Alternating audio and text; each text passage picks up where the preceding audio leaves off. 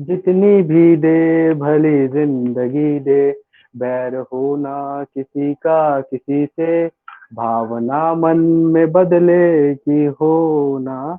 हम चले नेक रास्ते पे, हमसे भूल कर भी कोई भूल हो ना। हम न सोचे हमें क्या मिला है, हम ये सोचे क्या क्या है अर्पण। फूल खुशियों के बाटे सभी को, सबका जीवन ही बन जाए मधुबन। अपनी करुणा का जल तू बहा के, कर दे पावन हर एक मन का कोना। हम चले नेक रास्ते पे, हमसे भूल कर भी कोई भूल हो ना। इतनी शक्ति हमें दे न दाता, मन का विश्वास कमजोर हो ना। ठीक है। Okay, let's start the class. तो कल बहुत ज्यादा होमवर्क दे दिया था ना। हम्म, हो गया ना। और क्या चाहिए। ठीक है, वेरी गुड यार, तुम लोग होमवर्क करके आते हो। Very good very good. ठीक है, बढ़िया। तो चलो डिस्कशन करते हैं। ठीक है, स्टार्ट। एससीबी खोल लो। SCB, question number one doubt है। ऑब्जेक्टिव वन, क्वेश्चन वन, किसी को डाउट है? Objective one, question one, which of the following sets can not enter the list of fundamental quantities any system of unit. तो इसमें से कौन सी fundamental नहीं हो सकती है? तो देखो, अगर फंडामेंटल होनी है तो इसमें से जो जो दो दे रखी है, मान लो ये पहला क्या है, लेंथ एंड मास, ठीक है। लेंथ एंड मास है, और ये तीसरा क्या दे रखा है, वेलोसिटी, ठीक है। तो लेंथ और मास तो पहले से फंडामेंटल है। वेलोसिटी को पकड़ते तो वेलोसिटी क्या होता है, डिस्टेंस अपॉन टाइम होता है। तो डिस्टेंस क्या हो गया, लेंथ अपॉन टाइम। एक चलेगा यहाँ पर, अगर यहाँ पर देखो ये लेंथ है ना, और लेंथ यहाँ पर चलेगा, लेकिन टाइम यहाँ पर डिफरेंट है कि नहीं है। अगर मान लो इसमें से दोनों के दोनों यहाँ पर आ जाते, दोनों के दोनों यहाँ पर आ जाते, तो ये क्या हो जाता, फंडामेंटल क्वांटिटीज में कभी नहीं आ सकता था, ठीक है। लेकिन देखो इसके जस्ट अगला ऑप्शन क्या दे रखा है, लेंथ, टाइम और वेलोसिटी, ठीक है। अब देखो ध्यान से, यहाँ पर वेलोसिटी क्या हो जाएगा, लेंथ अपॉन टाइम हो जाएगा कि नहीं हो जाएगा। हमको क्या बोला है कि इसमें से कौन सा फंडामेंटल क्वांटिटी नहीं होगा। अब देखो ध्यान से, ये जो लेंथ और टाइम है ये तो फंडामेंटल क्वांटिटी है। हमको पूछा क्या वेलोसिटी फंडामेंटल क्वांटिटी हो सकता है? नहीं हो सकता। क्यों नहीं हो सकता? क्योंकि जो वेलोसिटी है वो किसी दूसरे फंडामेंटल क्वांटिटी से मिलके बनी है, और फंडामेंटल क्वांटिटी किसी दूसरी क्वांटिटी से मिलके नहीं बनती है, ठीक है। अब देखो यहाँ पर जो दोनों क्वांटिटी दे रखी है ना, इसी दोनों क्वांटिटी की हेल्प से ये वेलोसिटी बना हुआ है। समझ में आया? यहाँ पर लेंथ और टाइम, लेंथ अपॉन टाइम, इसी की मदद से ये बना है, तो ये वाला ऑप्शन कभी नहीं हो सकता है, ठीक है। Question number two, question number two, question number three. Three नहीं हुआ, थ्री नहीं हुआ, थ्री नहीं हुआ। सेकंड हुआ कि नहीं हुआ? अच्छा, टू नहीं पता, कोई बात नहीं, आ जाओ देखते हैं इसको भी। देखो क्या बोल रहा है, a physical quantity is measured.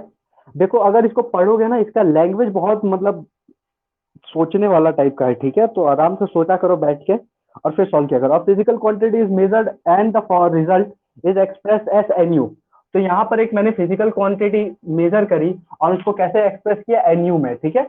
N यहाँ पर क्या बता रहा है, एन यहाँ पर बता रहा है मैग्नीट्यूड को, और यू किसको बता रहा है, यूनिट को, ठीक है। अब इसमें बोला है the result is express in various units.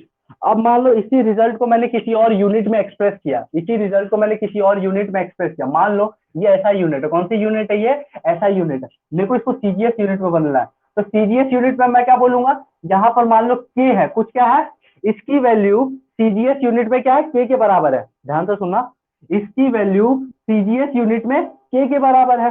तो इसकी यूनिट, ये यूनिट क्या एसआई में है, तो के में अगर बदलना है, किसी दूसरे यूनिट में अगर इसका रिजल्ट एक्सप्रेस करना है, तो इस यूनिट को बदलना पड़ेगा ना। जैसे कल बताया था, फोर्स की यूनिट न्यूटन होती है ना। उसको अगर सीजीएस में लिखना है तो डायन में बदलना पड़ता है। इसी तरह इस यूनिट को बदलना पड़ेगा कि नहीं बदलना पड़ेगा, बदलना पड़ेगा। तो इस यूनिट को उठा के कहाँ ले जाएंगे, इसके नीचे।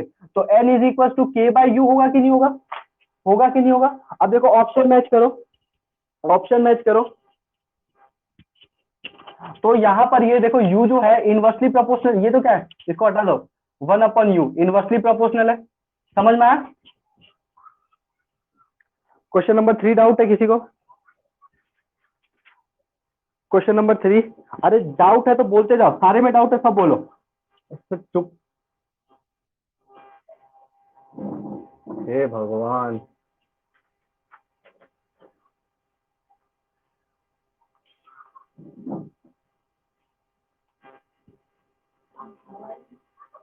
ठीक है, ऑब्जेक्ट, अच्छा क्वेश्चन नंबर 3 में डाउट है।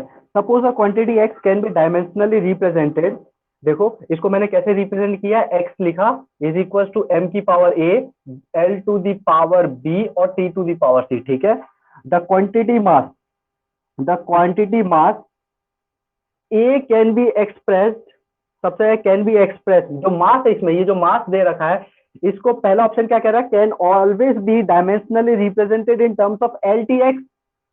Okay, close the door. यहाँ पर क्या बोला है कि जो m है, क्या हम इसको हमेशा एल टी और x के टर्म में रिप्रेजेंट कर सकते हैं? देखो मैं m को कैसे लिख सकता हूँ, m to the power a equals to, ये x लिखा, l to the power minus b और t to the power minus c, लिख सकता हूँ ना? बोलो बोलो, लिख सकता हूँ ना? तो इसमें, अरे बोलते क्यों नहीं हो? अब देखो, इस L को उठा के मैं इसके नीचे लेके आया, ये बाबू, इस T को उठा के इसके नीचे लेके आया, तो ये ऊपर जाएगा ना। अब इसमें क्या बोला है कि जो ये M है, मतलब मास है, क्या इसको मैं हमेशा इन तीनों के टर्म में एक्सप्रेस कर सकता? एक्सप्रेस करना मतलब लिखना। तो क्या इस M को मैं हमेशा इन तीनों के टर्म्स में लिख सकता? ऑलवेज, ध्यान से सुना, इसकी वर्डिंग देखना, ऑलवेज तो नहीं लिख सकता। क्यों? आधा दिखा दो। मान लो a इक्वल टू 0 हो गया, a इक्वल टू 0 हो गया, तो समथिंग टू द पावर 0 क्या होता है? 1 होता है। m तो है ही नहीं, कैसे एक्सप्रेस करोगे? तो ये गलत है कि ऑलवेज एक्सप्रेस कर सकते हो, ऑलवेज नहीं एक्सप्रेस कर सकते हो। ठीक है, तो पहला ऑप्शन क्या हो गया? गलत। आधा दूसरे ऑप्शन पे आओ, can never be dimensionally represented in terms of L T N X. अब दूसरा ऑप्शन क्या है? इसको क्या हम कभी नहीं कर सकते? कर सकते हैं, जब a की वैल्यू 0 नहीं होगी। तो दूसरा ऑप्शन क्या है? कैन नेव, ठीक है, अच्छा ठीक है। और देखो सी ऑप्शन क्या है? May be represented in term of x equal to a. हम जब ए की वैल्यू 0 है तो क्या इसको इसमें रिप्रेजेंट कर सकते हैं? नहीं कर सकते। तो बचा कौन सा? डी वाला, क्योंकि ए इज नॉट इक्वल टू 0 है। ठीक है, अच्छा यहाँ पर फोर्थ है, इससे पहले बताता हूँ कुछ। ये फोर्थ इक्वेशन से पहले एक नोट डाल के लिख लेना अपनी नोट कॉपी में। ठीक है, लिखो, देखो कल हमने 7 फंडामेंटल क्वांटिटीज पढ़ी थी ना? ठीक है, 7 पढ़ी थी, और 2 क्या होती है? सब फंडामेंटल क्वांटिटीज होती है। कितनी होती है? 2 सब फंडामेंटल क्वांटिटीज होती है। देखो कौन कौन सी होती है? पहला होता है एंगल, क्या होता है? और दूसरा क्या होता है? Solid angle. कौन सा होता है? एक होता है एंगल और दूसरा क्या होता है? Solid angle. सॉलिड एंगल की तुमको बढ़िया फील कब आएगी? जब तुम लोग क्या पढ़ोगे? Rotational mechanics. ठीक है, रोटेशन चैप्टर पढ़ोगे तब बढ़िया से फील आएगी। ठीक है, और इलेक्ट्रोस्टैटिक्स में भी आती है। अब देखो ये जो एंगल है, एंगल, एंगल को किससे रिप्रेजेंट करते हैं? थीटा से। ध्यान से सुना, एंगल को किससे रिप्रेजेंट करते हैं? थीटा। तो थीटा क्या होता है? आर्क अपॉन रेडियस होता है। देखो क्या होता है, मान लो ये सर्कल है, ठीक है, ये मान लो ये रेडियस है, ठीक है, क्या ये रेडियस है, और ये दूसरा रेडियस है। ठीक है, अब देखो इन दोनों रेडियस के बीच में कुछ एंगल बन रहा है ना, ये एंगल दिख रहा है, तो ये एंगल क्या हुआ? थीटा हुआ कि नहीं हुआ? अब देखो यहां से यहां तक जो हिस्सा है इसको क्या बोलते हैं? हम आर्क बोलते हैं। क्या बोलते हैं? ये जो डार्क वाला हिस्सा दिख रहा है इसको क्या बोलते हैं? हम आर्क। तो अगर मेरे को थीटा निकालना है तो थीटा, ये क्या रेडियस, तो अगर मेरे को थीटा निकालना है तो कैसे निकालूंगा? Arc upon radius. ठीक है, अब बता मेरे को, क्या इस थीटा का कोई यूनिट होगा? ये जो थीटा है, थीटा मतलब जो एंगल है, इसकी कोई यूनिट है? देखो आर्क क्या है? लंबाई है कि नहीं? लंबाई मतलब लेंथ है, मतलब मीटर हो सकता है या सेंटीमीटर हो सकता है। रेडियस क्या है? लंबाई है, मतलब ये क्या है? ये भी क्या है? लेंथ है कि नहीं? तो लेंथ से लेंथ गया, तो थीटा को क्या यूनिट लेस बोल सकता हूं क्या? बोलो, गलत है। थीटा यूनिट लेस नहीं होता। इस यूनिट की वजह से, यहाँ पर जो लेंथ और लेंथ करता है ना, इसकी वजह से जो थीटा होता है ये क्या हो जाता है? Dimension less. क्या हो जाता है? Dimension less. ठीक है, मान लो यहाँ पर लेंथ ही नहीं है, यहाँ पर कुछ है ही नहीं, तो मैं डायमेंशन किसका लिखूंगा? अरे यहाँ पर लेंथ ही नहीं है तो मैं एल लिख सकता हूँ क्या? यहाँ पर टाइम ही नहीं है तो क्या मैं टी लिख सकता हूँ क्या? मास भी नहीं है तो क्या मैं एम लिख सकता हूँ क्या? बोलो। अरे कुछ है ही नहीं तो लिखूंगा किसको? तो इस थीटा के इस कटने की वजह से, यहाँ पर लेंथ अपॉन लेंथ होने की वजह से ये क्या हो जाता है? डायमेंशन लेस, मतलब इसका कोई डायमेंशन नहीं होता है। ठीक है, अब ध्यान से सुनना, इसका मतलब ये नहीं बोल रहा हूं कि इसका कोई यूनिट नहीं है। एंगल का यूनिट होता है। एंगल का यूनिट क्या होता है? रेडियन। क्या होता है? रेडियन। क्या होता है? रेडियन। ठीक है, अभी पढ़ाएंगे थोड़ी देर में रेडियन, डिग्री, डिग्री से रेडियन कन्वर्जन। ठीक है, तो एंगल का यूनिट क्या होता है? रेडियन। अब एक और बात सुनना, जो क्वांटिटीज, ऐसी फिजिकल क्वांटिटीज जो यूनिट लेस होती है, क्या होती है? यूनिट लेस होती है, वो जरूरी नहीं है कि डायमेंशन लेस भी हो। वो जरूरी नहीं है कि डायमेंशन लेस हो। जो क्वांटिटीज यूनिट लेस होती है, ऐसा जरूरी नहीं है, जरूरी नहीं है कि वो डायमेंशन लेस भी हो। मतलब जिसकी यूनिट नहीं उसकी डायमेंशन नहीं होगी, ऐसा जरूरी नहीं है। लेकिन ऐसी क्वांटिटीज जो डायमेंशन लेस है, क्या है?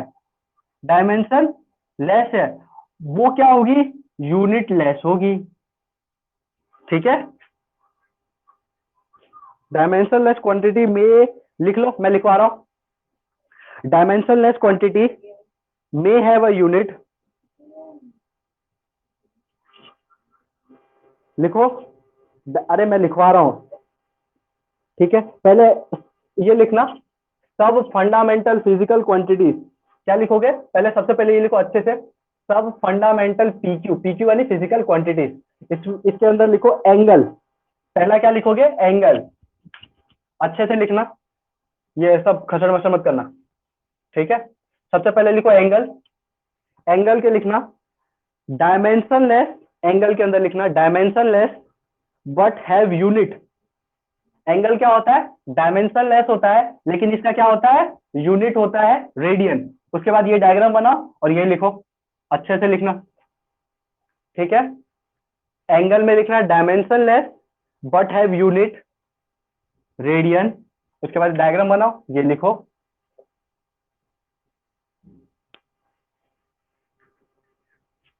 उसके बाद लिखो सॉलिड एंगल। बोले इतना कितना तेज चलो भैया।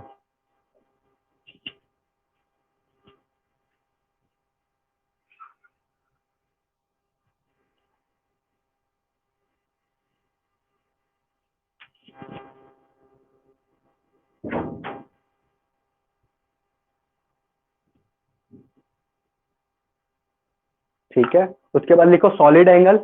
सॉलिड एंगल क्या क्या होता है? T radian. क्या होता है? T radian. सिर्फ यूनिट लिख के छोड़ दो, इसका कोई काम नहीं है अभी। ठीक है, उसके बाद ऐसे एरो दो और लिखो, ये बहुत इंपॉर्टेंट है। डायमेंशन लेस क्वांटिटी, एरो देके यहाँ पर एरो, ये लिख लिया, एंगल लिख लिया, सॉलिड एंगल लिख लिया। उसके बाद dimension less quantity may have a unit. Dimension less quantity may have a unit.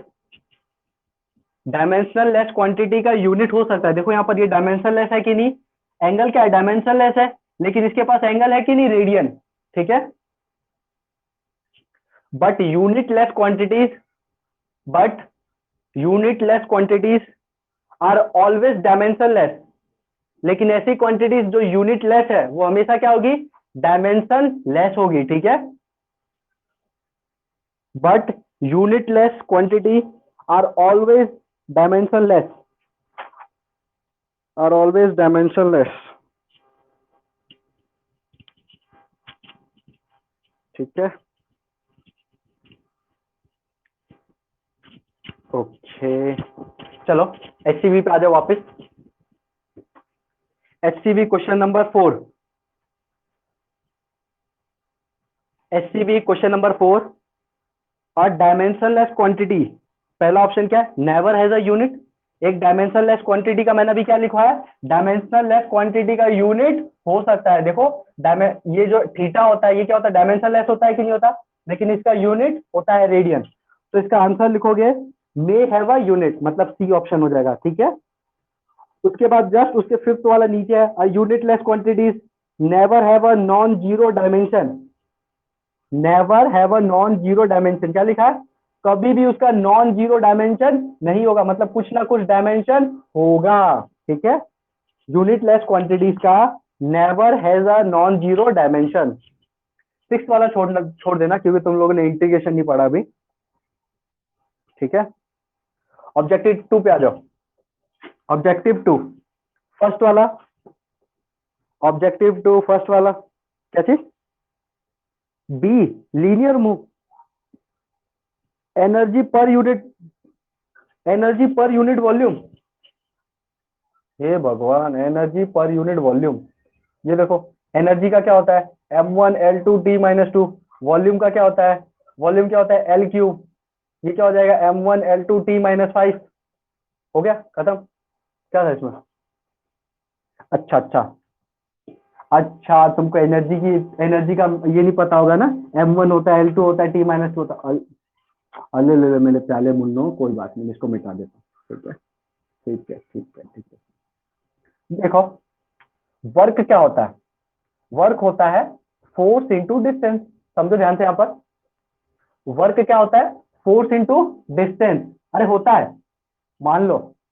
Work क्या होता है? फोर्स इंटू डिस्प्लेसमेंट या डिस्टेंस, जो भी बोलो, ठीक है। अभी के लिए डिस्टेंस बोलते हैं, डिस्प्लेसमेंट एक ही होता है अभी के लिए, बाद में पता चलेगा दोनों अलग होते हैं, ठीक है। तो वर्क का फॉर्मूला क्या होता है? F into S, F dot S.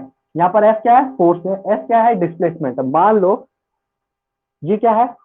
ये क्या है? कैलकुलेटर है, ठीक है। इस कैलकुलेटर को मैंने उठाया, यहाँ से उठा के यहाँ पर लेके गया, इसके ऊपर कोई फोर्स लगा रहा हूँ ना। अरे मैं हाथ से फोर्स लगा रहा हूँ ना, हाथ से फोर्स लगा के उठा के मैं यहाँ पर लेके गया, मतलब पहले इसने कितना डिस्टेंस ट्रेवल किया? इतना। मेरे फोर्स लगाने के बाद यहाँ से यहाँ पर आया, मतलब मैंने इसके ऊपर कुछ वर्क किया, बोलो, ठीक है। तो वर्क का फॉर्मूला क्या होगा? Force into distance. अच्छी फील आएगी जब मैं वर्क वाला चैप्टर पढ़ाऊंगा, वर्क पावर एनर्जी, ठीक है। तो अभी समझो वर्क का फॉर्मूला क्या था? फोर्स इंटू डिस्प्लेसमेंट, ठीक है, बढ़िया। अब वर्क का मैं बोलूं कि तुमको क्या निकालना है? डायमेंशनल फॉर्मूला निकालना है, ठीक है। तुमको फोर्स का पता है क्या? बोलो, m1 L1 T-1। अरे फोर्स का क्या होता है? m1 L1 T-2। बोलो, m1 L1 T-2, यही होता है ना फोर्स का? बिल्कुल, फोर्स का यही होता है। एस मतलब क्या है? डिस्टेंस। तो डिस्टेंस क्या क्या हो जाएगा? L1, ठीक है। तो वर्क का डायमेंशन फॉर्मूला क्या हो जाएगा? ये देखो, क्या हो जाएगा? m1, ये हो जाएगा L2, और ये क्या हो जाएगा? T-2, वर्क का। अब देखो, एक थ्योरम पढ़ाऊंगा बाद में, कि जो उस थ्योरम का नाम होता है वर्क एनर्जी थ्योरम। क्या होता है? वर्क एनर्जी थ्योरम, ठीक है। ये थ्योरम कहता क्या है? अभी सुन लो। जो वर्क है वो किसके इक्वल होता है? एनर्जी के। मैं जितना वर्क करूंगा वही किसके बराबर हो जाएगा? एनर्जी। या फिर जो एनर्जी होता है वही किसके इक्वल होता है? वर्क के। तो जो वर्क का डायमेंशन आया, क्या वही एनर्जी का डायमेंशन होगा? तो देखो, वर्क का डायमेंशन क्या? m1 L2 T-2। तो एनर्जी का डायमेंशन क्या हो जाएगा? m1 L2 T-2। बोलो, तो क्या तुमको कुछ बेसिक बेसिक याद होना चाहिए? जैसे फोर्स का डायमेंशन तुमको याद होना चाहिए, एनर्जी का याद होना चाहिए, ठीक है। अब क्वेश्चन क्या बोला है? क्वेश्चन बोला है कि निकालना है एनर्जी पर यूनिट वॉल्यूम। क्या निकालना है? Energy per unit volume. देखो, क्या निकालना है? एनर्जी पर यूनिट वॉल्यूम, इसी को कहते हैं ना, यही लिखा है, ठीक है। अब देखो, वॉल्यूम क्या होता है? वॉल्यूम होता है, देखो, एरिया निकालना है, तो एरिया का आंसर क्या होता है? मीटर स्क्वायर में आता है, बिल्कुल, L3। एनर्जी क्या हो जाएगा? m1 L2 T-2। नीचे से देखिए लिख लिया। वॉल्यूम क्या होगा? L3। ये देखो, m1 हो जाएगा, ये ऊपर चला जाएगा तो L-1 और T-1, ठीक है, हो गया। किसी को कोई डाउट? वेरी गुड, ठीक है। और बोलो सर, ठीक है। Objective two, question number 2, question number 3 खत्म। Exercise, question number 1। अच्छा, 3 तो जल्दी बोला करो, ठीक है। Choose the correct statement. इसमें से करेक्ट स्टेटमेंट चूज करना है, ठीक है। All quantities may be represented dimensionally in terms of base quantities. हाँ, ये एकदम सही है ना। जितनी भी क्वांटिटीज है उसको क्या हम बेस क्वांटिटी के टर्म्स में रिप्रेजेंट कर सकते हैं ना। बेस क्वांटिटीज के डायमेंशन के भी, तो जैसे मेरे को वेलोसिटी है, वेलोसिटी को डायमेंशन में रिप्रेजेंट करना है, तो मैं कैसे करूंगा? L-T-1। बोलो, ऐसे करूंगा ना, वेलोसिटी को L-T-1। तो L क्या है? ये बेसिक क्वांटिटी है, T क्या है? बेसिक क्वांटिटी है। उन दोनों का क्या है? डायमेंशन है। तो किसी भी क्वांटिटी को मैं बेस क्वांटिटी की, मतलब अपना जो फंडामेंटल क्वांटिटीज है सात जो थे, उनके डायमेंशन में रिप्रेजेंट कर सकते हैं, ठीक है। तो पहला ऑप्शन करेक्ट है। A base quantity can not be represented dimensionally in the terms of the rest of the quantities. अब जो बेस क्वांटिटीज है, हम क्या उसको किसी और क्वांटिटीज के टर्म्स में रिप्रेजेंट कर सकते हैं क्या? अगर मेरे को लिखना है, नहीं कर सकते ना, क्योंकि ये बेस क्वांटिटीज है ना। अरे बेस से मिलके बाकी सारे बने हैं, ऐसा थोड़ी ना कि बाकी सबको मिला के मैं बेस बना दूंगा, ऐसा नहीं है। ठीक है, तो सेकंड भी करेक्ट है। The dimension of base quantities in other base quantity is always zero. देखो, the dimension of base quantity in other base quantities is zero. मान लो मेरे को करंट का डायमेंशन पता है, क्या है? करंट का डायमेंशन क्या होगा? एम्पियर होता है ना, बोलो, एम्पियर होता है। ठीक है, अब मेरे को मास का डायमेंशन बोलो क्या होता है? मास का डायमेंशन क्या होता है? एम। अगर मैं पूछूं, अच्छा बताओ, इस मास के डायमेंशन के अंदर करंट का डायमेंशन क्या है? बोलो बोलो, तो तुम लोग ऐसा लिख सकते हो ना, ए टू दी पावर जीरो। मतलब मैं क्या बोलूंगा कि मास का डायमेंशन, मास के अंदर करंट का डायमेंशन क्या है? जीरो। मतलब एक, हाँ, मतलब एक बेस क्वांटिटी के अंदर, ये क्या है? एक बेस क्वांटिटी है ना, बेस यानी फंडामेंटल क्वांटिटी है। इस फंडामेंटल क्वांटिटी के अंदर दूसरे फंडामेंटल क्वांटिटी का डायमेंशन क्या होता है? जीरो होता है। बोलो, समझ में आया कि नहीं? एक बार वापस सुनो। एक बेस क्वांटिटी के अंदर दूसरे बेस क्वांटिटी का डायमेंशन क्या होता है? जीरो होता है। ठीक है, तो ये ऑप्शन भी सही है। आ जाओ चौथा, dimension of a derived quantity is never zero in any base quantity. ये तो साफ गलत है। ठीक है, अब आ जाओ एक्सरसाइज पे। पहला बिल्कुल नहीं बताने वाला मैं। लीनियर मोमेंटम फ्रीक्वेंसी निकालना। फ्रीक्वेंसी क्या होता है? ये लिख लो, फ्रीक्वेंसी जो होता है 1 अपॉन टाइम पीरियड होता है, 10वीं में पढ़ोगे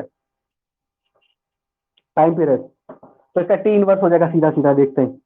प्रेशर होता है, प्रेशर क्या होता है? Force upon area.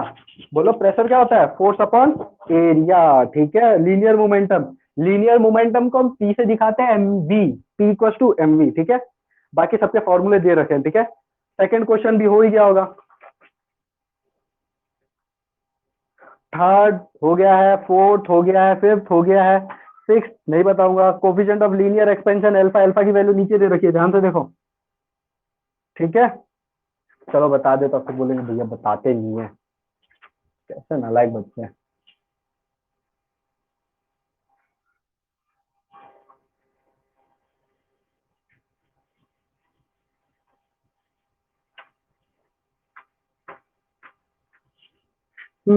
सिक्स का b, the coefficient of linear. अभी तुमको इसके मतलब पे नहीं जाना कि कोफिशिएंट ऑफ लीनियर एक्सपेंशन क्या होता है, ये सब आगे के चैप्टर का है, आगे के चैप्टर में आएगा। ठीक है, तो ये रहा अल्फा, ये रहा, देखो क्या लिखा है, L T equal to L naught, क्या हो जाएगा?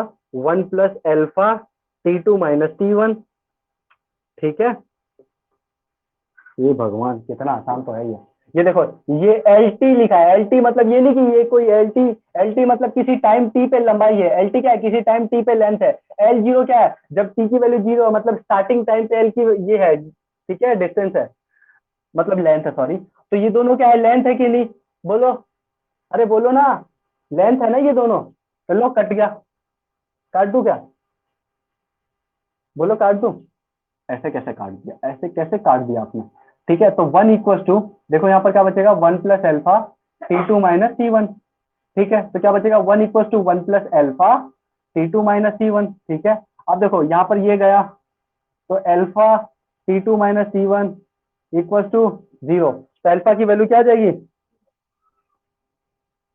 T⁻⁻1 इक्वल टू, यहाँ पर कुछ भी लिख सकते हैं, M0, L0, T0, और कंपेयर मार के आंसर निकाल सकते हो। ठीक है, और बोलो, कैसे सवाल पूछते हो यार?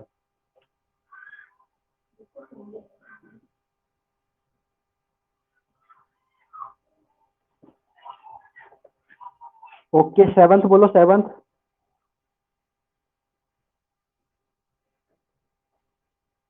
Eight, suppose acceleration due to gravity regular fight.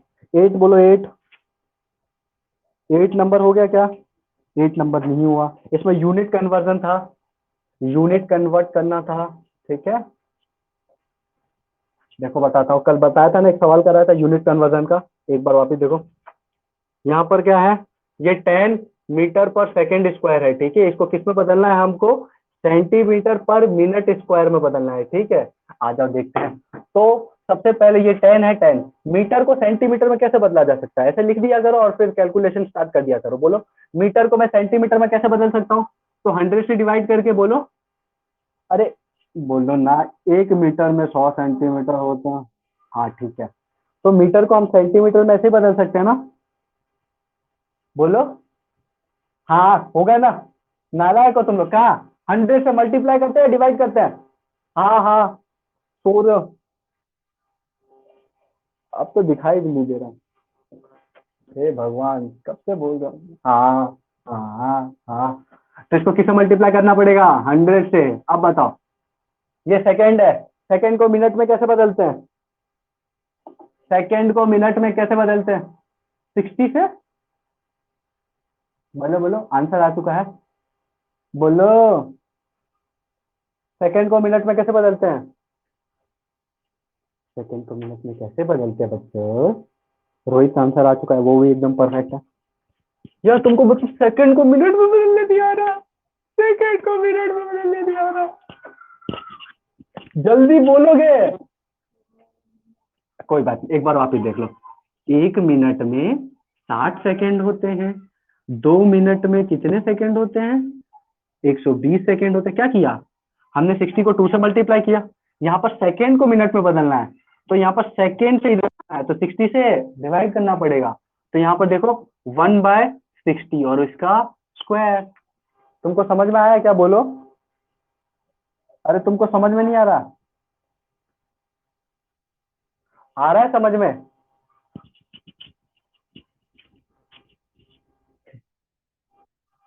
हाँ ठीक है। अच्छा सवाल पूछा तो आवाज नहीं आ रही थी, वाह वाह।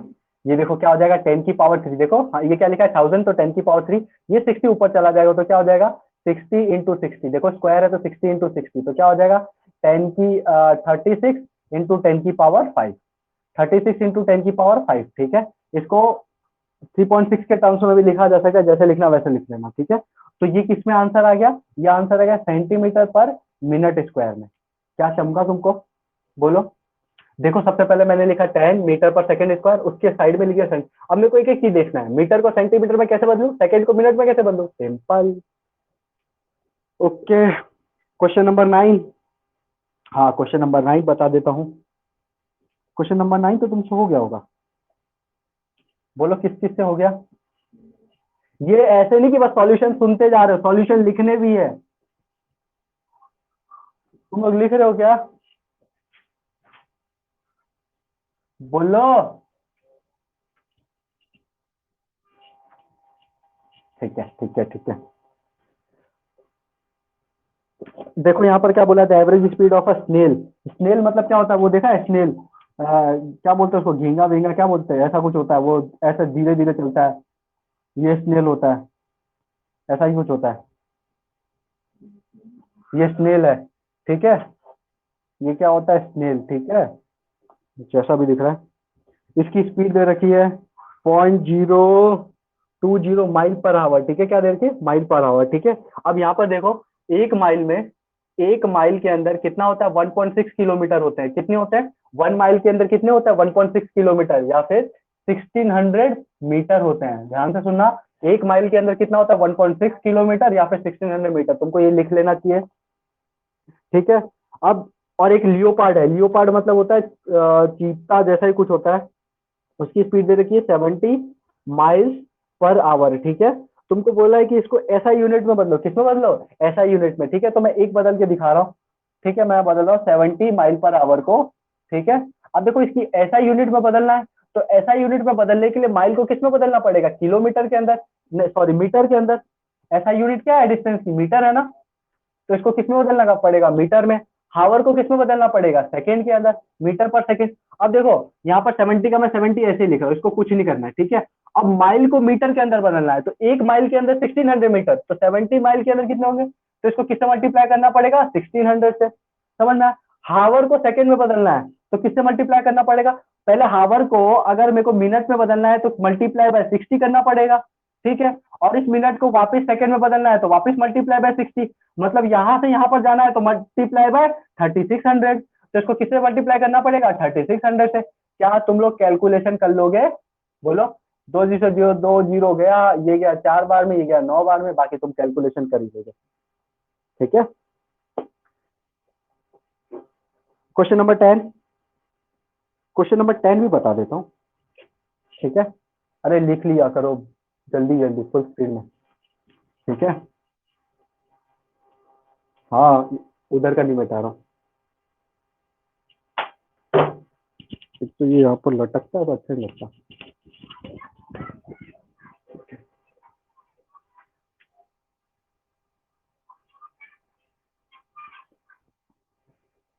देखो यहाँ पर क्वेश्चन नंबर 10 में क्या बोला है, नहीं क्वेश्चन नंबर 10 यहाँ, height of a mercury column in a barometer. ठीक है, अब तुमने बैरोमीटर तो देखा ही नहीं होगा तो क्या बोलोगे बैरोमीटर क्या होता है, यहाँ पर ऐसे ऐसे टर्म्स इस्तेमाल किए बैरोमीटर। ठीक है, कुछ नहीं ऐसा बना लो, ऐसा बैरोमीटर होता है बस। ठीक है, अभी के लिए हाइट। ठीक है, तो यहाँ पर क्या बोला है कि इसके अंदर मरकरी, मरकरी जानते हो मरकरी क्या होता है, हिंदी में उसको पारा बोलते हैं। मरकरी मतलब हिंदी में क्या होता है पारा। अरे वो टेम्परेचर नापने के लिए जो पहले इस्तेमाल किया जाता था, अभी तो डिजिटल वाला आ गया है। ठीक है, तो मरकरी, मरकरी वो लिक्विड, वो मेटल होता है जो रूम टेम्परेचर पे क्या होता है लिक्विड स्टेट में होता है। ठीक है, एक्सेप्शन भी याद है तुम लोग को, वेरी गुड। ठीक है, बढ़िया। हमको क्या बोला है कि इसके अंदर जो हमने हाइट मेजर करी कि इसके अंदर जो मरकरी ऊपर है वो कहाँ तक चढ़ा हुआ है, 75 सेंटीमीटर ऊपर तक है। ठीक है, बढ़िया, 75 सेंटीमीटर है। इसमें इन्होंने क्या दे रखी है, स्पेसिफिक ग्रेविटी दे रखी है। क्या दे रखी है, स्पेसिफिक ग्रेविटी ऑफ मरकरी दे रखी है। क्या होता है बताता हूँ स्पेसिफिक ग्रेविटी, ये कितना दे रखा है 13.6। ठीक है, और डेंसिटी ऑफ वाटर इन्होंने दे रखी है, डेंसिटी ऑफ वाटर इन्होंने क्या दे रखी है 10⁻³ बढ़िया। ठीक है, अब देखो यहाँ इन्होंने बोला क्या है, अब देखना क्वेश्चन की लैंग्वेज सुनना, the height of mercury column in barometer in Calcutta laboratory, कहा कलकत्ता पहुंच गए। ठीक है, कलकत्ता के लेबोरेटरी में रिकॉर्ड किया 75 centimetre. Calculate the pressure in SI and CGS unit using the following data, specific gravity of mercury 13.6, density of water 10⁻³ KG पर metre cube, जी की वैल्यू दे रखी है इन्होंने 9.8 मीटर पर सेकंड स्क्वायर। ठीक है, एट कलकत्ता, कलकत्ता में 9.8 है, मेरे घर में तो 2 मीटर पर सेकंड स्क्वायर है ना। अच्छा, इन्होंने प्रेशर भी दे रखा है। अब देखो हमको क्या बोला है कि प्रेशर निकालना है। ठीक है, इतना ऊपर तक चढ़ेगा तो ये कितना प्रेशर लगाएगा। ठीक है, मान लो ये है अपना बैरोमीटर पाइप है, मान लो यहाँ तक पानी चढ़ रहा है, तो पानी यहाँ तक चढ़ रहा है तो कुछ प्रेशर तो लगाएगा। मान लो तुम लोग नदी के अंदर कूद गए, कहाँ कूद गए नदी के अंदर, नदी के अंदर जितना नीचे जाओगे तुम्हारे शरीर के ऊपर उतना ज्यादा प्रेशर लगता है कि नहीं, बोलो। ठीक है, लगता है ना। तो यहाँ पर हमको वही प्रेशर निकालना है कि इतनी हाइट पे कितना प्रेशर होगा। ठीक है, चलो आ जाओ बताता हूँ। ठीक है ठीक है ठीक है ठीक है, देखो सबसे पहले सुनना, स्पेसिफिक ग्रेविटी का फॉर्मूला क्या होता है अभी नहीं जानना, सब आगे धीरे धीरे आएगा। ठीक है, स्पेसिफिक ग्रेविटी, किसी भी सब्सटेंस का स्पेसिफिक ग्रेविटी क्या होता है ध्यान से सुनना, वो होता है, वो क्या होता है डेंसिटी ऑफ सब्सटेंस। क्या, डेंसिटी ऑफ सब्सटेंस। जिस चीज का हमको स्पेसिफिक ग्रेविटी निकालना है उसका हमको डेंसिटी पता होना चाहिए, divided by density of water. ठीक है, ये जो डेंसिटी ऑफ वाटर है मेनली 4 डिग्री सेल्सियस पे लेते हैं। ठीक है, किस पे लेते हैं 4 डिग्री सेल्सियस पे लेते हैं। तो स्पेसिफिक ग्रेविटी का फॉर्मूला क्या होता है, density of substance upon density of water at 4 degree Celsius. अब देखो हमको प्रेशर निकालना है, क्या निकालना है प्रेशर। तो प्रेशर का फॉर्मूला यहाँ पर ये मत लगा देना कि फोर्स अपॉन एरिया। ठीक है, वही होता है लेकिन दूसरे टर्म्स में। यहाँ पर प्रेशर का फॉर्मूला क्या होता है रो जी एच, क्या लिखा है मैंने रो जी एच। प्रेशर का फॉर्मूला क्या होता है रो जी एच, अच्छे से पढ़ोगे फिजिकल केमिस्ट्री में। ठीक है, रो मतलब क्या होता है, रो मतलब होता है डेंसिटी, रो मतलब क्या होता है डेंसिटी, जी मतलब ग्रेविटी, एच मतलब क्या होता है हाइट। ठीक है, तो यहाँ पर जो ये रो दे रखा है ये स्पेसिफिक ग्रेविटी नहीं है। स्पेसिफिक ग्रेविटी क्या होता है, ऐसा मतलब समझो कि स्पेसिफिक ग्रेविटी मतलब जी होता है। ठीक है, स्पेसिफिक ग्रेविटी मतलब जी नहीं होता है। स्पेसिफिक ग्रेविटी भी एक तरीके क्या है डेंसिटी है। स्पेसिफिक ग्रेविटी भी एक तरीके की क्या है डेंसिटी है, जिसको बस नाम अलग है। स्पेसिफिक ग्रेविटी मतलब ये मत समझो कि यहाँ पर क्या है कोई डेंसिटी, सॉरी ग्रेविटी है, ये भी क्या एक तरीके की डेंसिटी है। ठीक है, अब हमको क्या चाहिए, हमको ये वाली डेंसिटी चाहिए। यहाँ पर जो ये रो दे रखा है ये कौन सी डेंसिटी है, ये डेंसिटी ऑफ सब्सटेंस है। ठीक है, तो स्पेसिफिक ग्रेविटी क्या दे रखी है, देखो ध्यान से 13.6 दे रखी है क्या, देखो स्पेसिफिक ग्रेविटी क्या दे रखी है 13.6। ठीक है, इक्वल टू यहाँ पर दे रखी है ग्राम पर मीटर क्यूब में दे रखी है, ध्यान से देखो सर, नहीं केजी पर मीटर क्यूब, एकदम सही है। यहाँ पर डेंसिटी ऑफ सब्सटेंस को मैं रो बोल दूं क्या, divided by density of water. ये डेंसिटी ऑफ वाटर कितना दे रखा है 10⁻³ देखने के लिए नहीं दिया है, यूज करना है तो 10⁻³। तो रो की वैल्यू कितनी आ जाएगी 13.6 इंटू 10⁻³ आ जाएगी, क्या बोलो 13.6 इंटू 10 की पावर 3 आ जाएगी ना। क्या मैं इसको मिटा दूं, ये स्नेल वाले डायग्राम को, ये आगे बढ़ ही नहीं रहा है, ठीक है। ठीक है, अब देखो मैं प्रेशर का फॉर्मूला लगा रहा हूं, रो जी और एच। रो क्या है 13.6 इंटू 10 की पावर 3, और जी क्या है 9.8, मैं इसको 10 ले रहा हूं ऐसे। अगर ठीक है, अगर एससी भी सॉल्व कर रहे हो और वहां पर 9.8 दे रखा है, तो आप लोग 9.8 ही इस्तेमाल करना, क्योंकि उसमें के कैलकुलेशन के दौरान आंसर एग्जैक्ट सेम होता है, ठीक है। तो अभी मैं 10 ले रहा हूँ इंटू एच। एच क्या है 75 सेंटीमीटर है ना। तो देखो 75 को किस में बदलना पड़ेगा, मीटर में। तो सेंटीमीटर को मीटर में बदलने के लिए 100 से डिवाइड मारेंगे। तो क्या इसका प्रेशर कैलकुलेट कर सकते हो आप लोग, कैलकुलेशन ही तो है। बोलो, बोलो ना। वेरी गुड, ठीक है, ठीक है, ठीक है, हाँ हाँ, ठीक है, ठीक है, समझ में आ गया। ठीक है, ठीक है। Question number 10।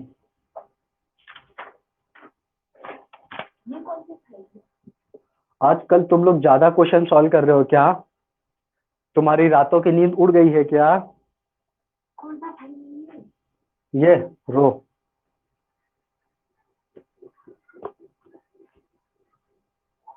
बोलो। रोहित बोल रहा है नहीं भैया मजा आ रहा है, और किसी को मजा नहीं आ रहा।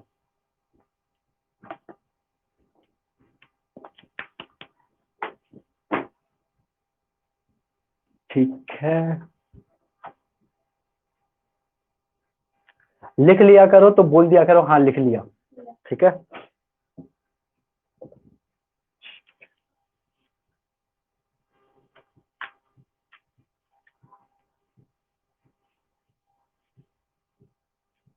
आ जाओ, नेक्स्ट क्वेश्चन क्या है। 11th नंबर में किसी को डाउट है, नहीं होगा तो भी बताऊंगा, ठीक है। कुछ क्वेश्चन ऐसे अगर तुमने कर भी लिया है तो भी मैं बताने वाला हूँ, ठीक है। Express the power of 100 what in CGS unit, ठीक है। तो देखो वॉट होता है ना, वॉट, वॉट को हम क्या लिख सकते हैं, जूल पर सेकेंड लिख सकते हैं। क्या लिख सकते हैं, जूल पर सेकेंड, ठीक है। क्या लिख सकते हैं, जूल पर सेकेंड। अब देखो एक जूल जो होता है, एक जूल होता है, ये क्या होता है 10 की पावर 7 अर्ग होता है, ठीक है। ये किस कौन सी यूनिट है, ऐसा यूनिट है, ठीक है। अगर तुमको वर्क की यूनिट कोई पूछे तो क्या है, जूल है। तुमको एनर्जी की यूनिट कोई पूछे, जूल है, ठीक है। तो ये क्या होगा, ऐसा यूनिट होगा। और अर्ग जो होता है, अर्ग, ये क्या होती है, इसकी सीजीएस यूनिट होती है। क्या होती है, सीजीएस। तो कोई पूछे कि 1 जूल के बराबर कितना होता है, 10 की पावर 7 अर्ग होता है। अब यहाँ पर देखो ध्यान से, अगर मैं यहाँ पर लिखूं 1 जूल पर सेकेंड, तो यहाँ पर भी तो लिख सकता हूँ 10 की पावर 7 अर्ग पर सेकेंड, ठीक है। सेकेंड यहाँ पर भी डिवाइड किया, सेकेंड यहाँ पर भी डिवाइड किया, ऐसा कर सकता हूँ ना, बोलो।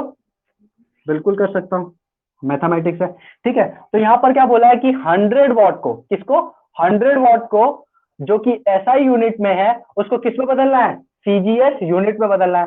तो देखो मैं क्या बोल रहा हूँ, ये 100 वॉट है। 100 वॉट को कैसे लिख सकते हैं, जूल पर सेकेंड में। तो देखो 100 watt equals to 100 joule per second equals to 100 into 10 की पावर 7 अर्ग पर सेकेंड। तो अगर मैं लिखूं 10 की पावर 7 इंटू 10 की पावर 2, तो 10 की पावर 9 अर्ग पर सेकेंड। तुमको ये समझ में आया, मैंने इधर भी 100 से मल्टीप्लाई, 100 से मल्टीप्लाई, 100 से मल्टीप्लाई, ठीक है। तुमको कभी भी कंफ्यूजन हो ना कि कब मेरे को मल्टीप्लाई करना है और कब मेरे को डिवाइड करना है, सबसे पहला आसान काम। अब देखो यहाँ पर 1 जूल के बराबर कितना होता है, 10 की पावर 7 अर्ग। 2 जूल बराबर कितना हुआ, 2 इंटू 10 की पावर 7। तो 100 जूल बराबर कितना होगा, तो 100 इंटू 10 की पावर 7। तो देखो 100, तो यहाँ पर 100 से मल्टीप्लाई। क्या समझ में आया तुमको, ठीक है, वेरी गुड यार, तुम लोग समझदार हो गए बच्चे। चलो नेक्स्ट क्वेश्चन, ये कर लो फटाफट।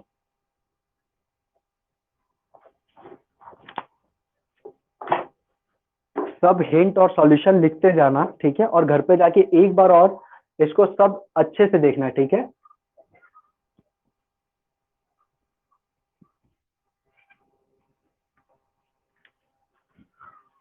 तुम्हारी क्या जिंदगी हुई है ना, ऑनलाइन ऑनलाइन ऑनलाइन, ठीक है।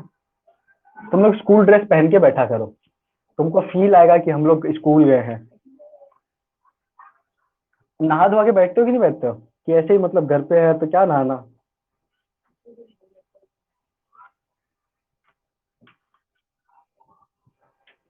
रोज नहाता हूँ मैं, नहीं है।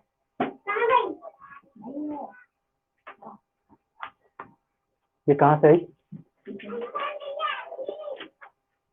ठीक है, 12th नंबर का क्वेश्चन देखो।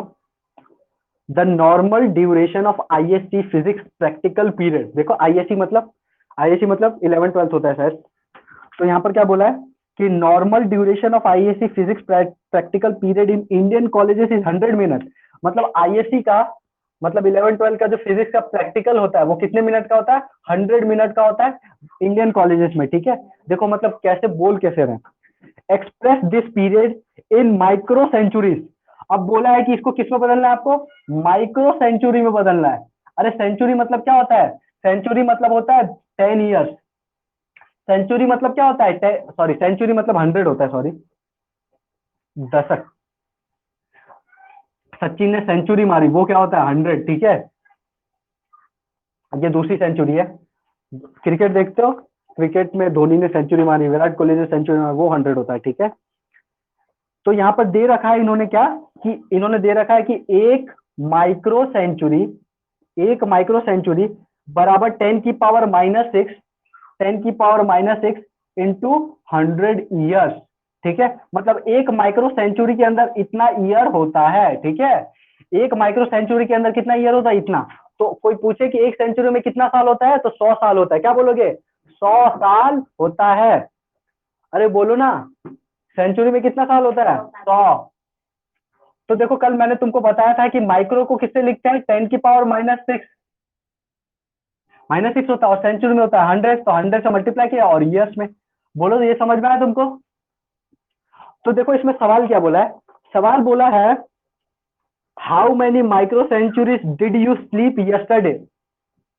अब इसमें स्लीप कहां से आ गया? सोने का क्या मतलब है? जिसने बताया इसका मतलब, तो यहाँ पर थोड़ा सा ब्रेन और थोड़ा सा फनी है। ठीक है, तो बताओ मेरे को, एक बार वापस क्वेश्चन सुन लो। The normal duration of ISC physics practical period in Indian colleges is 100 minute. Express this period in micro centuries. 1 micro century equal to 10⁻⁻6 into 100 years. How many micro centuries did you sleep yesterday. मतलब तुम कितने micro century सोए कल। यहाँ पर sleep कहाँ से आ गया? स्लीप यानी तो सोना होता है। मतलब कैसे स्लीप कैसे आ गया? किसी को कोई आइडिया? अरे बोलो ना। कोई नहीं नहीं, यहाँ पर देखो ये जो 100 मिनट है ना, ये क्या हो रहा है? प्रैक्टिकल हो रहा है, ऊपर से कॉलेज में हो रहा है। तो कॉलेज में जो प्रोफेसर होते हैं ऐसे प्रैक्टिकल कराते हैं, ऐसे लेक्चर देते हैं कि बच्चों को क्या आती है? नींद आती है। ठीक है ना, तो वही बोला है कि आप कल कितने माइक्रो सेंचुरी सोए। मतलब 100 मिनट का प्रैक्टिकल हुआ और बच्चे 100 मिनट क्लास में क्या कर रहे थे? सो रहे थे। क्या कर रहे थे? सो रहे थे। तो यही पूछा है कि आप कितने मिनट कल कितने माइक्रो सेंचुरी सोए। तो ये मिनट में है, इस मिनट को माइक्रो सेंचुरी में बदलना है। ठीक है, यही है ना? हाँ, इस मिनट को माइक्रो सेंचुरी में बदलना है। ठीक है, आ जाओ। तो यहाँ पर देखो मैं क्या लिख रहा हूँ? 10⁻⁻6 इंटू 100। इसको क्या लिख सकता हूँ? 10⁻4 लिख सकता हूँ क्या? 10⁻�4, वेरी गुड। इंटू, हाँ -4 इंटू ईयर को बदलना है मिनट के में, तो 365 इंटू 24 इंटू 60। ऐसे बदल सकता हूँ ना मैं? बोलो देखो, 365 डेज, फिर उसको किसमें बदलना? हावर में 24, हावर को किसमें बदला? मिनट के अंदर। ठीक है, तो ये हो गया। बिल्कुल ठीक है ना, तो ये कितना हो गया? 10⁻⁻4 1 सेंच। ठीक है, तो अगर मेरे को लिखना है 100 मिनट का, किसका लिखना है? 100 मिनट का, तो मैं क्या लिखूंगा? 10⁻5। ये देखो 10⁻5, ये नीचे आ जाएगा। ठीक है, और क्या हो जाएगा? फिर इन सबको मल्टीप्लाई करो। इस सबको क्या करोगे? मल्टीप्लाई। मेरे पास कैलकुलेटर है, मेरे पास क्या है? कैलकुलेटर है अच्छा खासा। 365 इंटू 24 इंटू 16, तो ये कितना आ जाएगा? ये आ जाएगा 52560। कितना आ जाएगा? 52560। तो जब इसको डिवाइड करोगे तो पता नहीं आंसर कितना आएगा। ठीक है, कर लेना डिवाइड, तुम लोग बहुत होशियार हो। ठीक है, क्वेश्चन नंबर 12। क्वेश्चन नंबर 12, यहाँ पर डाइन पर सेंटीमीटर है तो इसको न्यूटन पर मीटर में बदलना है। ये बहुत आसान है। ठीक है, क्वेश्चन नंबर 14। अरे 10⁻⁻4 365 इंटू 24 इंटू 60, बस यही किया, और कुछ नहीं किया। 60 मिनट में, देखो देखो देखो, ये रहा मिनट। ये क्या ईयर में है ना, ईयर में देखो यहाँ पर, ये क्या ईयर में, तो ईयर को किसमें बदला, मिनट में। तो कैसे बदलूंगा, 365 यानी डेज हो गया, उसको फिर घंटे में बदला 24, घंटे को किसमें बदला, मिनट में। ठीक है, अरे देखो ना, मिनट में बदलना है।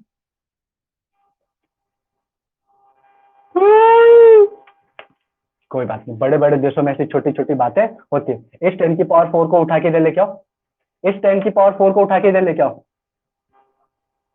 देखो देखो देखो देखो मुन्ना, देख लो एक बार, ये क्या देखा, 100 मिनट लिखा है ना। ठीक है, देखो इस 10 की पावर -4 को उठा के लेके आओ इधर, तो 10 की पावर क्या हो जाएगा, 4। ये ऊपर जाएगा तो 10 की पावर 6, ये 6 है, और ये क्या है, ये देखो एक जीरो से यहाँ पर एक कटेगा कि नहीं, तो 10 की पावर 5 होगा कि नहीं होगा। हाँ। कहाँ 60 से मल्टीप्लाई, अरे हे भगवान, इस, अरे इसको लिखो 6 × 10, इस 10, इस 10, इस, होता है होता है। ठीक है, क्वेश्चन नंबर 12 हो गया। क्वेश्चन नंबर 13 अब तुम लोग कर लिए होंगे, पूरा विश्वास है। क्वेश्चन नंबर 14, क्वेश्चन नंबर 14 नहीं हुआ, कोई बात नहीं, बता रहा हूँ। द काइनेटिक, अरे 13, 72 डाइन पर सेंटीमीटर है, तो डाइन सब पर सेंटीमीटर को किसमें बदलना है, ऐसा यूनिट में। तो क्या करोगे, 10 की पावर -5 और 10 की पावर -2। हाँ तो ये तो आसान है ना, ये भी बताओ, बोलो। डायन,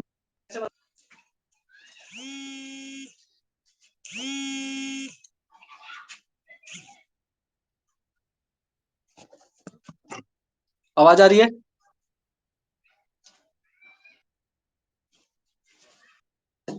एक मिनट, वापस ज्वाइन करने दो। एक तो फोन करके बीच में।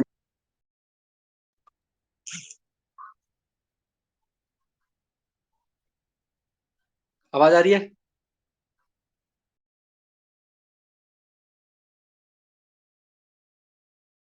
आ जा रही है।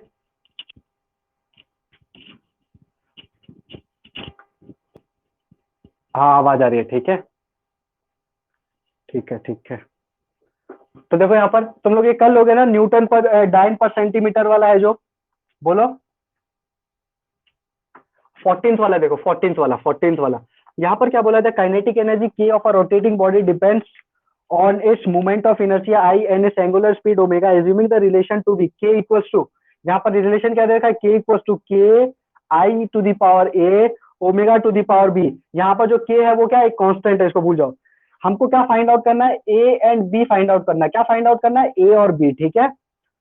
और आई, यहाँ पर जो आई है ये क्या है, इसको बोलते हैं मूवमेंट ऑफ इनर्शिया, क्या बोलते हैं, मूवमेंट ऑफ इनर्शिया, ठीक है, इनर्शिया। और इसकी वैल्यू होती है, आई की वैल्यू क्या होती है, 2/5 mr², ठीक है। एम क्या है, मास है, और आर क्या है, डिस्टेंस है, ठीक है। तो इसको सॉल्व करते हैं, आ जाओ।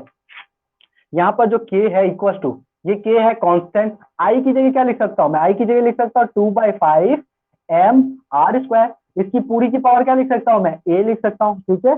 और तुम लोग ने अभी पीछे वाले में ओमेगा मतलब एंगुलर मूवमेंट, ये एंगुलर वेलोसिटी का निकाला था, बताओ। अरे ओमेगा का निकाला था ना। हाँ अरे ओमेगा, ओमेगा, ओमेगा का किसी ने निकाला था तो बता दो, ओमेगा का निकाला था आपने, ओमेगा बोलो ना, ओमेगा का क्या निकाला, t-1 to the power b, ठीक है। अब देखो ये क्या है, k मतलब यहाँ पर क्या दे रखा, इधर देखो k मतलब क्या दे रखा, काइनेटिक एनर्जी। जैसी एनर्जी की बात आई मैं वापस वहीं पर जाऊंगा, वर्क वाले फॉर्मूले पे, तो मेरे को मैंने वहां से क्या निकाला था, इसका निकाल लिया था, तो क्या हो जाएगा, m1l2t-2, यही निकाला था क्या, m1l2t-2 इक्वल टू, क्या ये दोनों कांस्टेंट है, इसको भूल जाऊं मैं, k × 2/5 कांस्टेंट है, इसको भूल गया मैं, ठीक है। अब ये क्या लिखा, मास, मास, आर मतलब क्या हो गया, डिस्टेंस, सॉरी, आर मतलब क्या हो गया, डिस्टेंस। तो m to the power a, l to the power 2a और t to the power -b। बोलो समझ में आया क्या तुमको ये,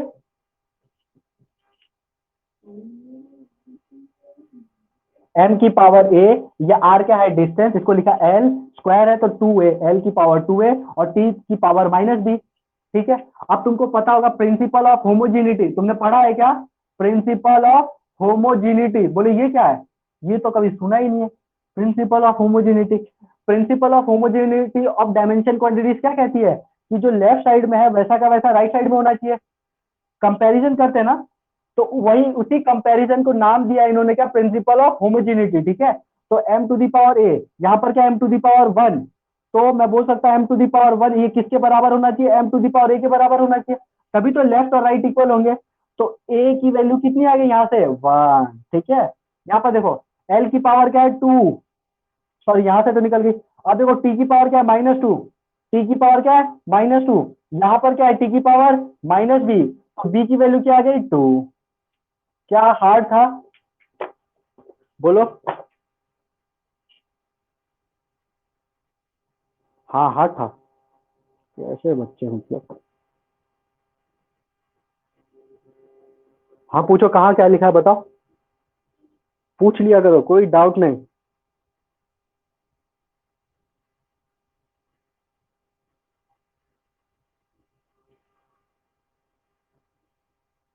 ये लिखा k इंटू 2/5, तो ये कांस्टेंट है तो क्या हट जाएगा यहाँ से। ठीक है,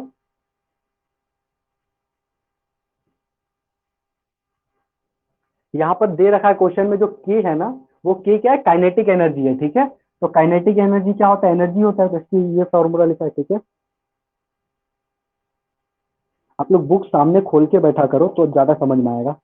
क्वेश्चन तो लिखते नहीं हो आप लोग, है ना, क्वेश्चन लिखना भी मत, टाइम वेस्ट होगा फालतू में।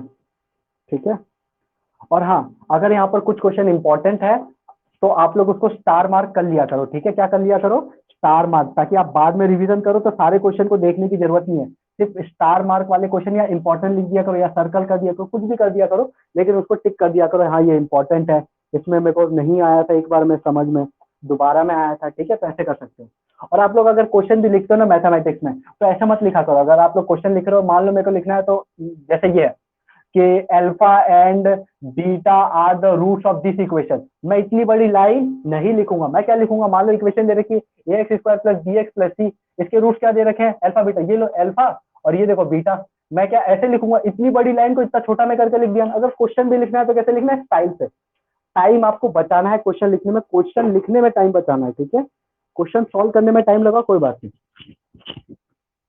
क्या ये समझ में आया तुमको, ठीक है बढ़िया। तो क्वेश्चन लिखने में टाइम वेस्ट मत करना, स्टाइल से क्वेश्चन लिखना, स्टाइल से। बोले स्टाइल तो हम ऐसे ही बहुत मारता है। ठीक है, नेक्स्ट क्वेश्चन में डाउट है किसी को 15 नंबर में, बोले बता दो। 15 नंबर में बता देता हूँ। देखो यहाँ पर क्या बोला है कि 15 नंबर में बोला energy is obtained is proportional to a relation among the quantities m power of m and c। तो यहाँ पर क्या बोला है, देखो यहाँ पर बोला है कि यहाँ पर बोला है जो एनर्जी होता है, आइंस्टाइन की एक थ्योरी है जिसको बोला जाता है थ्योरी ऑफ रिलेटिविटी। क्या बोला जाता है, थ्योरी ऑफ रिलेटिविटी। ठीक है, क्या होता है बताता हूँ मैं थोड़ी देर में, पहले डिराइव करेंगे उसके बाद हम बताऊंगा। ठीक है, तो यहाँ पर इन्होंने क्या बोला है कि जो इसकी ये थ्योरी ऑफ रिलेटिविटी के अकॉर्डिंग जो एनर्जी होती है वो डायरेक्टली प्रोपोर्शनल होती है क्या, मास के पावर में कुछ है, जिसको मैंने ए बोल दिया, उन्होंने बोला mass to the power something, तो मास की पावर में ए है, into speed of light to the power b.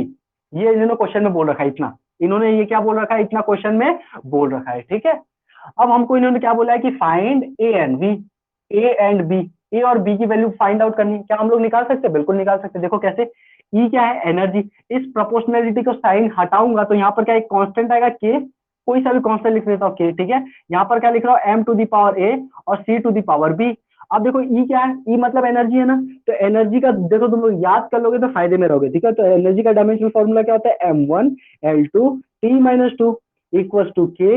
यहाँ पर m क्या है, मास, तो m का m ही रहेगा, m टू दी पावर ए। सी क्या है, स्पीड ऑफ लाइट है, तो स्पीड का फॉर्मूला क्या होता है L-T-1, इसकी पावर क्या हो जाएगा b। अब देखो क्या हो जाएगा, m to the power 1 L to the power 2 T-2, यहाँ पर k आ जाएगा, कांस्टेंट को कभी काउंट मत करना, m to the power a L to the power b और t to the power -b। ठीक है, अब कंपैरिजन करेंगे, यहाँ पर जो कंपैरिजन करते हैं उस प्रिंसिपल को क्या बोलते हैं हम, प्रिंसिपल ऑफ होमोजिनिटी। क्या बोलते हैं, प्रिंसिपल ऑफ होमोजिनिटी, नाम में बच जाओ। यहाँ पर देखो m to the power a m to the power 1, क्या मैं डायरेक्ट a की वैल्यू 1 लिख दूं क्या, देखो m टू दी पावर ए, यहाँ पर मैं b की वैल्यू क्या लिख दूं 2 लिख दूं क्या, तो ए और बी आ गए क्या? अब देखो वापस इसमें इक्वेशन में डालो, इस इक्वेशन में डालो। तो ई इक्वल टू के, एम की पावर क्या है 1 है, मतलब एम की पावर ए है तो एम हो जाएगा, और सी का पावर क्या है बी है तो 2 सी स्क्वायर ई इक्वल टू के एम सी स्क्वायर। यहाँ पर जो के की वैल्यू होती है वो 1 डाल रखी है, ठीक है। तो m equal to m c square equal to m c square. इसके ऊपर मैं तुमको 1 घंटा तक लेक्चर दे सकता हूँ, उससे भी ज्यादा। इसके बारे में इतनी कहानी है, तुमको मजा भी आ जाएगा। Theory of relative, very amazing interesting, जो बोलो वो। थ्योरी ऑफ रिलेटिविटी, ठीक है। हम स्पीड ऑफ लाइट से ज्यादा तेज क्यों नहीं चल सकते, हम स्पीड ऑफ लाइट से क्यों नहीं चल सकते, बहुत सारी चीजें इसमें बताने के लिए, ठीक है। कभी फ्री होंगे तब बात करेंगे इसके ऊपर, ठीक है, थ्योरी ऑफ रिलेटिविटी के ऊपर। क्या क्वेश्चन नंबर 15 समझ में आया तुमको? Very good. क्वेश्चन नंबर 16 देखो। क्वेश्चन नंबर 16 में क्या, लिख लेना, लिख लो लिख लो लिख लो पहले। कुछ भी चीज जो यहाँ पर लिख रहा है वो छूटना नहीं चाहिए। 1 घंटा तक तो हम क्वेश्चन डिस्कशन करते हैं, कितना अमेजिंग है ना। तुम लोग करके आते हो ये बहुत बड़ी बात है, ठीक है। सारा क्वेश्चन अटेम्प्ट जरूर किया करो, भले सॉल्व नहीं हो कोई बात नहीं, लेकिन अटेम्प्ट करके जरूर आया करो, ठीक है, तभी डिस्कशन में मजा आएगा। मान लो एक बच्चे ने क्वेश्चन सारे अटेम्प्ट करके आया, भले उससे सॉल्व नहीं हुआ, दूसरे बच्चे ने देखा भी नहीं है, तो यहाँ पर आके अगर मैं सॉल्व करूंगा तो क्या पता चलेगा उसको, ठीक है। तो अटेम्प्ट करके आने क्वेश्चन बहुत जरूरी है, ठीक है। आज क्वेश्चन नंबर 16 देखते हैं। क्वेश्चन नंबर 16 क्या बोलते हैं, लेट आई करंट है, आर क्या रेजिस्टेंस है, वी क्या पोटेंशियल डिफरेंस है, ठीक है। According to Ohm's law, Ohm's law क्या कहता है कि product of this two quantities equals the third. यहाँ पर क्या दे रखा है, वी दे रखा है, आई दे रखा है, और आर दे रखा है, और इसमें बोल रखा है कि इन दो क्वांटिटीज, इन तीनों में से किसी दो क्वांटिटीज को अगर मल्टीप्लाई करूं तो वो किसके बराबर आ जाएगा, थर्ड क्वांटिटी के, ठीक है। यहाँ पर क्या बोला है कि इन तीनों में से ओम्स लॉ के अकॉर्डिंग, ओम्स लॉ के अकॉर्डिंग इन तीनों में से किसी दो को अगर मैं मल्टीप्लाई करूं तो वो किसके इक्वल आ जाएगा, इस थर्ड के इक्वल आ जाएगा। क्या तुमको समझ में आया? बोलो। क्वेश्चन है ये। अब क्वेश्चन में हमको पता करना है कि किन दो को मल्टीप्लाई करूं और किसके बराबर होगा। तो हमको ये पता नहीं है, तुमको ओम्स तो पता है कि v equal to I R होता है, लेकिन हमको अभी नहीं पता, हमने ओम्स तो पढ़ा ही नहीं है, ठीक है। तो हमको क्या करना है, डायमेंशनल फॉर्मूला के ऊपर निकाला। इन्होंने यहाँ पर साफ साफ दे रखा है कि जो r का डायमेंशनल फॉर्मूला होता है वो क्या होता है, इन्होंने दे रखा है m1 l2 t-2 और t i-3। क्या दे रखा है, i-3, सॉरी ये क्या है, ये i-2 है और ये t-2 है, ठीक है, i-2। और इन्होंने v का भी डायमेंशनल फॉर्मूला दे रखा है, और वो क्या दे रखा है, m1 l2 t-3 और i-1। क्या दे रखा है, i-1। देखो अब जो अपने पास करंट होता है वो, ये जो करंट होता है इसको मैं क्या लिख सकता हूँ, आई लिख सकता हूँ ना, करंट का आई लिख दूं, ठीक है। करंट क्या है, बेस क्वांटिटी है, ठीक है, फंडामेंटल क्वांटिटी, इसको आई लिख रहा हूं मैं, ठीक है। तो अब देखो यहाँ पर जो v है, यहाँ पर मैं इसको ऐसे लिख रहा हूं, ये i-1 और ये क्या हो जाएगा, t-3, ठीक है। अब देखो यहाँ पर ये है m1 l2 t-3, ऊपर देखो m1 l2 t-3, आई को छोड़ दो, अब m1 l2 t-3, यहाँ पर ऊपर क्या है, आई की पावर -2 है, यहाँ पर क्या आई की पावर -1 है। या तो मैं यहाँ पर कुछ ऐसा करूं कि ये जो आई की पावर -1 है वो क्या हो जाए, आई की पावर -2 बन जाए, या फिर मैं यहाँ पर कुछ ऐसा करूं कि ये जो आई की पावर -2 है वो किसके बराबर हो जाए, आई की पावर -1 के, ठीक है। तो अगर मैं इसमें आर वाले में आई से मल्टीप्लाई कर दूं, क्या कर दूं, आई से मल्टीप्लाई कर दूं, आर में अगर मैं आई से मल्टीप्लाई कर दूं तो आई की पावर क्या है, 1 है, तो 1 - 2 कितना हो जाएगा, -1। तो क्या ऊपर वाला और नीचे वाला दोनों इक्वल हो जाएंगे। तो देखो मैं क्या लिख सकता हूँ, v is equal to I R लिख सकता हूँ ना। देखो कैसे, v का क्या है, m1 है, l2 है, t-3, i-1 है। आई क्या है, आई को आई ध्यान दो, आर क्या है, m1 l2 t-3 i-2। आई को इस आई से मल्टीप्लाई करो तो क्या आ जाएगा, m1 l2 t-3 i-1, और यहाँ पर क्या आ जाएगा, m1 l2 t-3 और i-1। क्या बात समझ में आई तुमको, बोलो।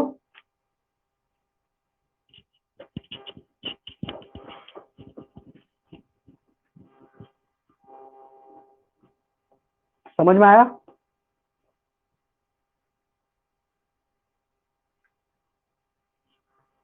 ठीक है।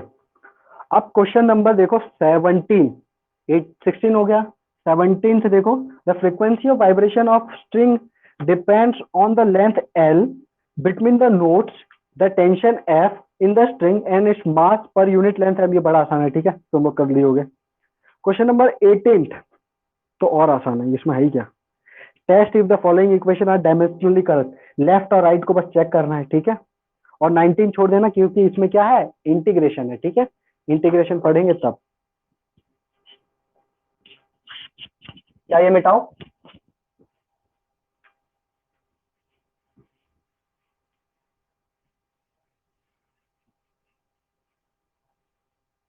ठीक है,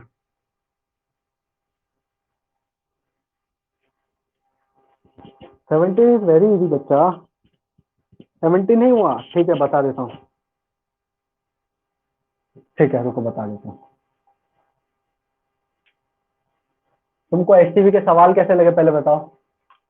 सर घुमाने वाले थे ना, बहुत अच्छे लगे।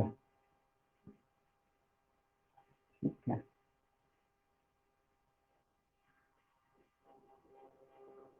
हिंट कहाँ से मिल रहा था?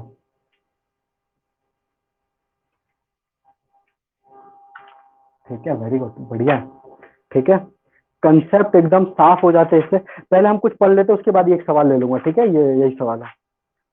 ओके, एक और बात याद रखना, कुछ होते हैं ऐसे जो डायमेंशनल लेस क्वांटिटीज होती है, ठीक है। क्या होती है, जैसे जो एंगल की बात करेंगे तो एंगल हमेशा क्या होता है, डायमेंशनल लेस क्वांटिटी होता है, ठीक है। तो कुछ डायमेंशनल लेस क्वांटिटी होती है, जैसे साइन, यहाँ पर क्या एंगल आएगा कि नहीं आएगा, साइन थीटा आएगा कि नहीं आएगा। कभी सुना है कि साइन का कुछ मतलब वो होता है, साइन का कुछ यूनिट होता है क्या? कुछ नहीं होता, साइन का यूनिट होता है क्या? साइन पार्ट, साइन मीटर, कुछ यूनिट नहीं होता साइन का, ठीक है। साइन, तो यहाँ पर अगर थीटा आएगा तो ये क्या होगा, डायमेंशनल लेस क्वांटिटी बता रहा हूँ मैं, क्या बता रहा हूँ, डायमेंशन लेस क्वांटिटीज, ठीक है। तो साइन, जितने भी एंगल है, साइन हो गया, कॉस हो गया, टेन हो गया, कॉट हो गया, जितने भी ये सब क्या होता है, डायमेंशन लेस, इनका कोई डायमेंशन नहीं होता है, ठीक है। इसके बाद लॉग होता है, हमने पढ़ा था ना पहले लेक्चर में, लॉगरिथमिक, ठीक है। तो जो लॉग होता है ये भी क्या होता है, डायमेंशन लेस होता है, इसमें भी कोई डायमेंशन नहीं होता है, ठीक है। इसके बाद जो एक्सपोनेंशियल होता है, e to the power minus x हो गया, e to the power x हो गया, e की पावर में कुछ भी, ये सब भी क्या होता है, डायमेंशन लेस क्वांटिटीज होती है, ठीक है। ये लिख लो नोट डाल के, ये डायमेंशन लेस क्वांटिटीज होती है। हाँ, तो हम लोग कल वेक्टर्स के बारे में पढ़ रहे थे ना।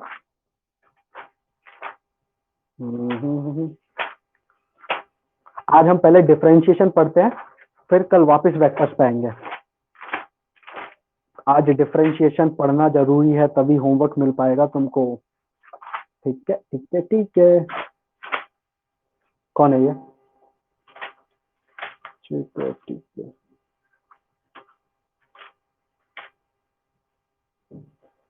पहले आज हम पढ़ेंगे क्या, डिफरेंशिएशन, ठीक है। उस पर सवाल करना आप लोग होमवर्क में बढ़िया से। उसके बाद कल वापस वेक्टर्स पढ़ेंगे, और फिर हम, अभी तक हम लोग मेन फिजिक्स में नहीं आए हैं, ठीक है, याद रखना, अभी तक वही चल रहा है।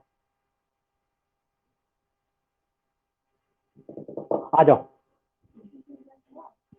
क्या चीज? ये फिजिक्स ही तो चल रहा है, तो क्या है, इसके बाद मैथ की क्लास है, ठीक है। आ जाओ, very important topic, differential equation, ठीक है। हम क्या पढ़ रहे हैं, डेरिवेटिव। तुमको फील दिला तो असली में होता क्या है डेरिवेटिव, इसकी इसकी और अच्छे से फील कहाँ आएगी आपको, मैथमेटिक्स में आएगी, जब हम डिफरेंशिएशन पढ़ रहे होंगे, ठीक है। तो आ जाओ देखते हैं अभी यहाँ पर क्या पढ़ रहे हैं हम, डिफरेंशियल, डिफरेंशियल या डेरिवेटिव लिखो इसको सीधा, इसको डिफरेंशियल कोफिशिएंट भी बोलते हैं, डेरिवेटिव भी बोलते हैं, बहुत सारे नाम है इसके, ठीक है। डेरिवेटिव, ठीक है, आ जाओ डेरिवेटिव देखते हैं। अब डेरिवेटिव होता क्या, उससे पहले समझना है, ठीक है। हम डेरिवेटिव को किसके रूप में इस्तेमाल करने वाले हैं, अभी तुमको डेरिवेटिव भी नहीं पता है क्या होता है, ठीक है। तो हम डेरिवेटिव को दूसरा नाम कैसे जानेंगे, रेट मेजरर से, किससे, रेट मेजरर, ठीक है। हम क्या करेंगे, रेट मेजर करेंगे कि एक के रिस्पेक्ट में दूसरा किस तेजी से चल रहा है या कैसे कर रहा है, ठीक है। आ जाओ देखते हैं, कंपैरिजन करेंगे एक को दूसरे के रिस्पेक्ट में, ठीक है। तो सबसे पहले इस डेरिवेटिव को दिखाया किससे जाता है वो सुन लो। इस डेरिवेटिव को हम किसे डिनोट करते हैं, d y by d x, किसे डिनोट करते हैं, d y by d x. Derivative of y, ध्यान से सुनो, इसको पढ़ते कैसे, derivative of y with respect to x, ध्यान से सुनना, derivative of y with respect to x होता क्या है, आ जाओ देखते हैं डेरिवेटिव होता क्या है। ठीक है, क्योंकि अब एक्स वाई की बात कर रहे हैं तो मैंने ग्राफ बना दिया यहाँ पर। ये क्या है, वाई एक्सिस है, ये क्या है, एक्स एक्सिस है। ठीक है, यहाँ पर एक ग्राफ है।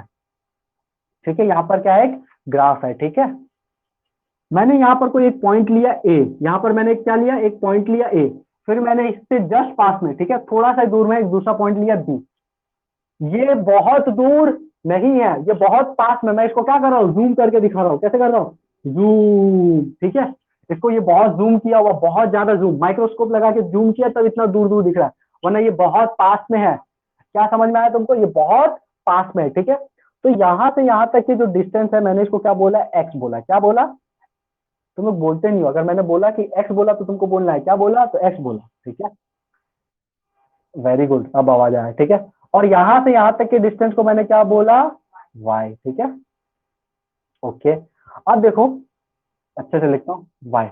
अब देखो मैंने क्या किया, ये क्या है, ये दोनों बहुत पास में है। ये क्या है, बहुत पास में, मतलब मैं ए से जस्ट यहाँ पर गया हूँ, ए से जस्ट यहाँ पर, तुमको दिख भी नहीं रहा होगा कितना पास में। तो मैं इसको थोड़ा जूम करके बोल रहा हूँ, तो ए से मैं थोड़ी दूर पे गया, कहाँ से पर गया, थोड़ी दूर में, मतलब मैंने एक्स इतना चला, मैं इतना एक्स चला, और फिर मैं इतना वाई चला। ध्यान से सुनना, अगर मेरे को ए से बी पे पहुंचना है तो कैसे पहुंचूंगा, पहले मैं एक्स चला इतना, और फिर मैं क्या चला, इतना वाई चला। ठीक है, तो क्या ये जो बी पॉइंट है ए के बहुत पास में है, ए के बहुत पास, अरे मैं शुरू से बोल रहा हूँ भाई, ये बी के बहुत पास में है। तो मैं क्या बहुत ज्यादा चलूंगा या बहुत कम चलूंगा, बहुत कम चलूंगा। तो इस बहुत कम डिस्टेंस को हम किससे दिखाते हैं, डेल्टा से। किससे दिखाते हैं, डेल्टा से। इस बहुत कम डिस्टेंस को हम किससे दिखाएंगे, डेल्टा से। क्योंकि मैं एक्स में चला हूं तो इस बहुत कम एक्स डिस्टेंस को क्या बोलूंगा, डेल्टा एक्स। क्या बोलूंगा मैं, डेल्टा एक्स। अब क्योंकि मैं बहुत कम डिस्टेंस वाई में चला हूं तो क्या बोलूंगा मैं, डेल्टा वाई। तो यहां पर ध्यान से समझना, मैंने क्या एक्स में चेंज किया, देखो मैंने एक्स में चेंज किया ना डेल्टा एक्स का। देखो एक्स पहले इतना था, मैंने उसमें डेल्टा एक्स और ऐड कर दिया। जैसे ही मैं एक्स में डेल्टा एक्स चेंज करूंगा, क्या मेरे को वाई में भी डेल्टा वाई चेंज करना पड़ेगा, बोलो तुमको ये समझना है। अगर मेरे को एक्स में चेंज करना है डेल्टा एक्स का, तो मेरे को वाई में भी चेंज करना पड़ेगा डेल्टा वाई का। समझ रहा है, तभी ना पहुंचूंगा मैं बी पॉइंट पे। ठीक है, तो इसको कैसे लिखूंगा, एक्स प्लस डेल्टा एक्स। मेरे को इस बी पॉइंट का कोऑर्डिनेट लिखना है, इस बी पॉइंट का क्या लिखना है, कोऑर्डिनेट। ये बी पॉइंट कहां पर है, कोई बताएगा मेरे को, ये बी पॉइंट है x plus delta x comma y plus delta y पर। बोलो, तुमको ये लिखना आता है ना, इसके कोऑर्डिनेट्स तो लिखने आता है ना, 10वीं क्लास में पढ़ा होगा। अब बताओ ये जो ए पॉइंट है ये कहाँ है, एक्स कॉमा वाई पे। बोलो कहाँ है, एक्स कॉमा वाई पे। तो देखो मैं एक्स में कितना चेंज किया, देखो यहाँ से ये देखो, ये एक्स है तो एक्स में थोड़ा सा चेंज किया डेल्टा एक्स का, वाई में थोड़ा सा चेंज किया डेल्टा, थोड़ा सा नहीं बहुत कम चेंज किया डेल्टा वाई। ठीक है, बहुत कम चेंज किया। क्या तुमको ये समझ में आया, इतना समझ में आया तो बोलो हाँ, फिर आगे बढ़ता हूँ। अभी तो ठीक है, वेरी गुड। अब देखो मैंने क्या किया, इस पॉइंट पे अगर मैं बी के कोऑर्डिनेट समझ में नहीं आए, ठीक है देखो ध्यान से, ये क्या है, अगर बी के कोऑर्डिनेट्स लिखने तो इतना इतना क्या है, एक्स है, और ये इतना इतना क्या है, एक्स है, सॉरी डेल्टा एक्स है। तो अगर मेरे को इस बी पॉइंट कहां पर है, एक्स एक्सिस पे, इस पॉइंट पे है ना, ये जो बी पॉइंट है एक्स एक्सिस पे यहां पर है, तो ये वाला जो पॉइंट है वो क्या है, एक्स और प्लस डेल्टा एक्स। क्या है, एक्स प्लस डेल्टा एक्स। यहां से लेके यहां तक का डिस्टेंस कितना है, एक्स प्लस डेल्टा एक्स। इसी तरह ये वाई प्लस डेल्टा वाई, तो क्या हो जाएगा, वाई प्लस डेल्टा वाई। क्या बी के कोऑर्डिनेट समझ में है। अब देखो यहां पर मैं क्या ड्रॉ कर रहा हूं, टेंजेंट ड्रॉ कर रहा हूं। देखो क्या ड्रॉ कर रहा हूं, टेंजेंट। टेंजेंट, टेंजेंट क्या होता है वो भी सुनो। टेंजेंट क्या होता है, मान लो ये एक सर्कल है, क्या है, एक सर्कल है। ठीक है, तो इसके आउटर मोस्ट पॉइंट को सिर्फ एक पॉइंट पे टच करती हुई जो लाइन जाएगी, इसको एक पॉइंट, किसी एक पॉइंट पे, ये सारे पॉइंट पे टच नहीं कर रही, सिर्फ एक पॉइंट पे टच कर रही है। ठीक है, तो ये जो लाइन है जिस एक पॉइंट पे टच कर रही है, इसी लाइन को हम क्या बोलते हैं, टेंजेंट टू द सर्कल। क्या बोलते हैं, टेंजेंट टू द सर्कल। मान लो ऐसा कोई कर्व है, ऐसा कोई ग्राफ है, ठीक है, बोला कि इसके बी पॉइंट पे टेंजेंट ड्रॉ करो, तो कैसे ड्रॉ करेंगे, ये लो टेंजेंट, इसको टच करता हुआ बस एक लाइन, तो ये क्या हो जाता है, इसका टेंजेंट होता है। ठीक है, क्या समझ में आया, टेंजेंट। तो ये जो है, ये देखो ये ऐसे, इस पॉइंट पे अगर मैं टेंजेंट ड्रॉ करूं तो क्या ऐसा आएगा, इस पॉइंट पे मेरे को क्या करना है, सिर्फ इस पॉइंट पे ड्रॉ करना है, तो इस पॉइंट पे क्या टेंजेंट, ये ऐसे कट गया गलती से। ठीक है, तुम लोग समझ गया ना? बस समझ गया। तो यहाँ पर क्या, ये डेल्टा एक्स है, तो इस एंगल को मैं ध्यान से देखना, इस एंगल को क्या बोल रहा हूं मैं, थीटा। क्या बोल रहा हूं? इस एंगल को क्या बोल रहा हूं मैं, थीटा। अगर मैं इस टेंजेंट को आगे ड्रॉ करूं, इस टेंजेंट को आगे ड्रॉ करूं, मैं तुमको इसको थोड़ा और इलेबोरेट करके बताता हूं। देखो ना ध्यान से, इस वाले ट्रायंगल को मैं यहाँ पर बना रहा हूँ, ये देखो, ये और ये, ठीक है, ये बहुत छोटा सा है, तो तुमको अगर ये कर्व लगेगा, मान लो ये बहुत ऐसा कर्व है, ठीक है, ये क्या ऐसा घुमावदार कर्व है ना, अगर मैं इस छोटे से हिस्से को देखूं, इस छोटे से हिस्से को देखूं, तो ये जो कर्व है क्या ये एक स्ट्रेट लाइन की तरह दिखेगा तुमको? देखना, अगर मैं इस छोटे से हिस्से को देखूं, तो ये जो कर्व है क्या ये स्ट्रेट लाइन तुमको दिखेगा? तो इसीलिए अगर तुमको ये कर्व लग रहा है तो इस गलत फहमी मत रहना कि ये कर्व, ये क्या है, स्ट्रेट लाइन की तरह ट्रीट करो। क्यों? क्योंकि ये जो बी पॉइंट है ए के बहुत पास में है, ठीक है, वेरी गुड, चलो आगे। तो मैंने ये वाला जो है इसको जूम करके यहाँ पर बनाया, देखो ध्यान से, इसको जूम किया और यहाँ पर बनाया, ठीक है। तो यहाँ पर क्या किया मैंने, एक टेंजेंट ड्रॉ किया, ये ऐसे, ये टेंजेंट क्या कर रहा है, एक्स एक्सिस को यहाँ पर काट रहा है, ठीक है। इस एंगल को क्या बोला मैंने, थीटा। इस एंगल को क्या बोला, थीटा। यहां से यहां तक का जो डिस्टेंस है वो क्या है, डेल्टा एक्स है। यहां से यहां तक का जो डिस्टेंस वो क्या है, डेल्टा वाई है। बोलो तुमको समझ में? अब बता, जो ये वाला एंगल होगा, ये वाला जो एंगल होगा वो क्या होगा? बोलो बोलो बोलो, जल्दी बोलो, ये वाला जो एंगल होगा वो क्या होगा? ये वाला एंगल भी तो थीटा होगा ना, क्योंकि ये देखो, ये वाली लाइन और ये वाली लाइन दोनों क्या है, पैरेलल है। ये कौन सी लाइन है, ये एक्स एक्सिस है। ये कौन सी लाइन है, एक्स एक्सिस है। क्योंकि अगर मैं इस टेंजेंट को आगे बढ़ाऊंगा, इस टेंजेंट को आगे बढ़ाऊंगा, तो वो कहीं जाके एक्स एक्सिस को कट करेगी, बोलो, ठीक है, कहीं जाके एक्स एक्सिस यहीं पर कट कर रही है, जरूरी नहीं है, ठीक है। तो यहाँ पर मत बना देना वरना डायग्राम गलत हो जाएगा, ठीक है, इसलिए साइड में बनाया मैंने इसको, ठीक है। तो ये इसको कहीं जाके एक्स एक्सिस पे कट कर रही है। अब देखो, क्या तुम लोग यहां से मेरे को बता सकते हो टेन थीटा कितना है? बताओ यहां से, इस ट्रायंगल को देखो, इस ट्रायंगल को देखो, ये क्या है, 90 डिग्री है। इस ट्रायंगल को देखो और बताओ इसका टेन थीटा क्या है। यहाँ पर जो टेन थीटा है वो कितना आएगा, delta y by delta y. Very good, क्या आएगा, delta y by delta x. क्या मैं ऐसा बोल सकता हूं कि y के अंदर जो चेंज होगा वो किसके रिस्पेक्ट में हो रहा है, डेल्टा एक्स के रिस्पेक्ट में हो रहा है। अगर मैं डेल्टा एक्स को चेंज करूंगा तो डेल्टा वाई भी चेंज करना पड़ेगा, बोलो। तो इसको मैं पढ़ूंगा कैसे, ध्यान से सुना, इसको पढ़ूंगा कैसे, इसमें मैं इतना टाइम इसलिए दे रहा हूं ताकि तुमको समझ में आए, फील आए, डिफरेंशिएशन क्यों कर रहे हैं, क्यों, ठीक है। तो इसको पढ़ूंगा कैसे, इसको देखना, ध्यान से पढ़ूंगा। Rate of change of y, ध्यान से सुनना क्या बोल रहा हूँ, रेट ऑफ, देखो मैंने यहाँ पर डेरिवेटिव को क्या लिखा था, रेट मेजरल, रेट मेजरल, ठीक है, मेजरल यानी क्या होता है, नापने वाला, ठीक है। तो इसको पढ़ूंगा कैसे, ध्यान से देखना। Rate of change of y, delta मतलब क्या होता है, चेंज। डेल्टा मतलब क्या होता है, चेंज, ठीक है, छोटा सा चेंज। डेल्टा मतलब क्या होता है, छोटा सा चेंज, ठीक है। तो rate of change of y with respect to x, वापिस, rate of change of y with respect to rate of change of x. इसको कैसे पढ़ता है, वापिस देखो एक बार, rate of change of y with respect to, डब्ल्यू आर टी मतलब क्या होता है, विथ रिस्पेक्ट टू मतलब इसके अनुसार, ठीक है, इसके अनुसार। तो rate of change of y with respect to rate of change of x is called tan theta, is called tan theta. क्या तुमको ये बात समझ में आए?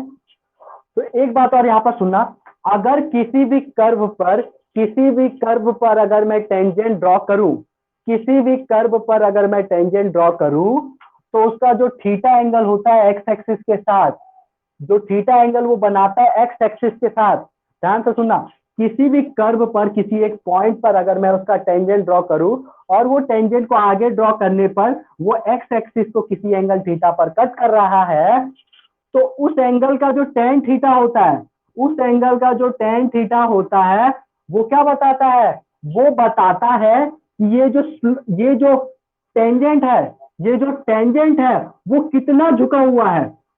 देखो ध्यान से, ये जो टेन थीटा है, ये जो थीटा एंगल है यही बता रहा है ना कि ये कितना झुका हुआ है। अगर इस थीटा एंगल को बढ़ा दूं तो क्या ये स्लोप ऐसे हो जाएगा, और ये जो टेंजेंट है वो ऐसे हो जाएगा कि नहीं हो जाएगा? अगर मैं इस थीटा एंगल को और कम कर दूं तो ये वाली लाइन इधर आ जाएगी क्या, ये जो यहां पर थी वो इधर आ जाएगी क्या? मतलब मेरा थीटा बढ़ेगा, अगर मेरा थीटा बढ़ेगा तो मेरा टेंजेंट भी बढ़ेगा। मतलब मेरा टेंजेंट कितना झुका हुआ है, उसका कितना ढलान है, वो कौन बता रहा है, थीटा बता रहा है, या उसका टेन थीटा बता रहा है? उसका कौन बता रहा है, टेन थीटा बता रहा है ना, कितना इसका ढलान है। अगर इसका टेन थीटा बढ़ा दूं तो ढलान कम हो जाएगा, टेन थीटा कम कर दूं तो ढलान बढ़ जाएगा कि नहीं बढ़ जाएगा, बोलो। क्या तुमको यहाँ ये समझ में आया? तो यहाँ पर ये टेंजेंट के ढलान की बात कर रहे हैं ना, ढलान को इंग्लिश में हम लोग क्या बोलते हैं, स्लोप बोलते हैं। क्या बोलते हैं? ढलान को इंग्लिश में हम क्या बोलते हैं, स्लोप। तुमको ये समझ में आया क्या? तो अगर कोई पूछे किसी भी किसी जो टेन थीटा होता है वो किसके बराबर होता है, तो स्लोप के बराबर होता है। क्या होता है? स्लोप। जो टेन थीटा होता है वो किसके बराबर होता है, स्लोप के बराबर होता है। हम स्लोप को किस में नापते हैं, थीटा में नापते हैं, ठीक है, क्योंकि थीटा ही तो बताएगा कितना झुका हुआ है, कितना ऊपर है, कितना खड़ा है, ठीक है, कितना ढलान है, ठीक है। यहां तक एकदम समझना। अब यहाँ पर वापस आ जाओ।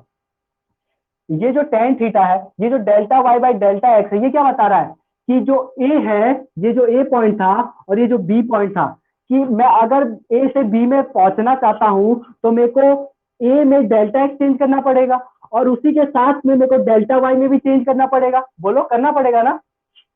अब मान लो मैं क्या कर रहा हूं, इस बी पॉइंट को ए के पास में ला रहा हूं, इस बी पॉइंट को ए के पास में ला रहा हूं, ऐसे भी बहुत पास में था। अब मैं क्या कर रहा हूं, इस बी पॉइंट को और बिल्कुल पास में ला रहा हूं। कैसे पास में ला सकता हूं, ध्यान से देखो। अगर ये डेल्टा एक्स जो है, ये जो डेल्टा एक्स है, इसको क्या मैं जीरो करता जाऊं, जीरो की तरफ ले जाऊं, मैं यहाँ पर इक्वल टू का साइन नहीं लगाया, मैंने यहाँ पर क्या लगाया, इस जो साइन है इसको क्या बोलते हैं हम, टेंस टू। क्या पढ़ते हैं साइन को, टेंस टू। इस साइन को हम लोग क्या पढ़ते हैं, टेंस टू, ठीक है। ये जो डेल्टा एक्स है इसको क्या पढ़ते हैं, delta x tends to zero. मतलब जो डेल्टा एक्स है वो जीरो की तरफ बढ़ रहा है, मतलब जीरो होने ही वाला है, जीरो होने ही वाला है। उसकी वैल्यू लगभग जीरो के बराबर ही है, लेकिन जीरो नहीं है। कोई बोले delta x tends to zero, क्या उसकी वैल्यू जीरो है? नहीं, ये पाप है, उसकी वैल्यू जीरो नहीं है, लेकिन लगभग जीरो के बराबर ही है। जैसे 0.00000000000000000 लास्ट में जाके वन कहीं रहा होगा, तो मतलब ये लगभग जीरो के बराबर ही तो है, बोलो। लेकिन ये जीरो नहीं है। क्या तुमको ये टेंस टू की कहानी समझ में आई, बोलो बोलो। वेरी गुड, ठीक है। तो आ जाओ वापस चलते हैं। अगर मैं इस बी पॉइंट को उठा के इस ए के पास लाऊंगा, कैसे ला सकता हूं, अगर मैं इस डेल्टा एक्स को छोटा करते जाऊं, ध्यान से देखो, इस डेल्टा एक्स को अगर मैं छोटा करते जाऊं, देखो इस डेल्टा एक्स को छोटा करते जाऊं, तो क्या ये बी पॉइंट इधर खिसकता जाएगा? अरे देखो ना, इस डेल्टा एक्स को मैं ऐसे छोटा करते जाऊं, ऐसे छोटा करते जाऊं, तो क्या ये जो बी पॉइंट है ए की तरफ आता जाएगा कि नहीं आता जाएगा? तो देखो, ये जो इक्वेशन दे रखी है इसको मैं यहां पर अच्छे से लिख रहा हूं, delta y by delta x.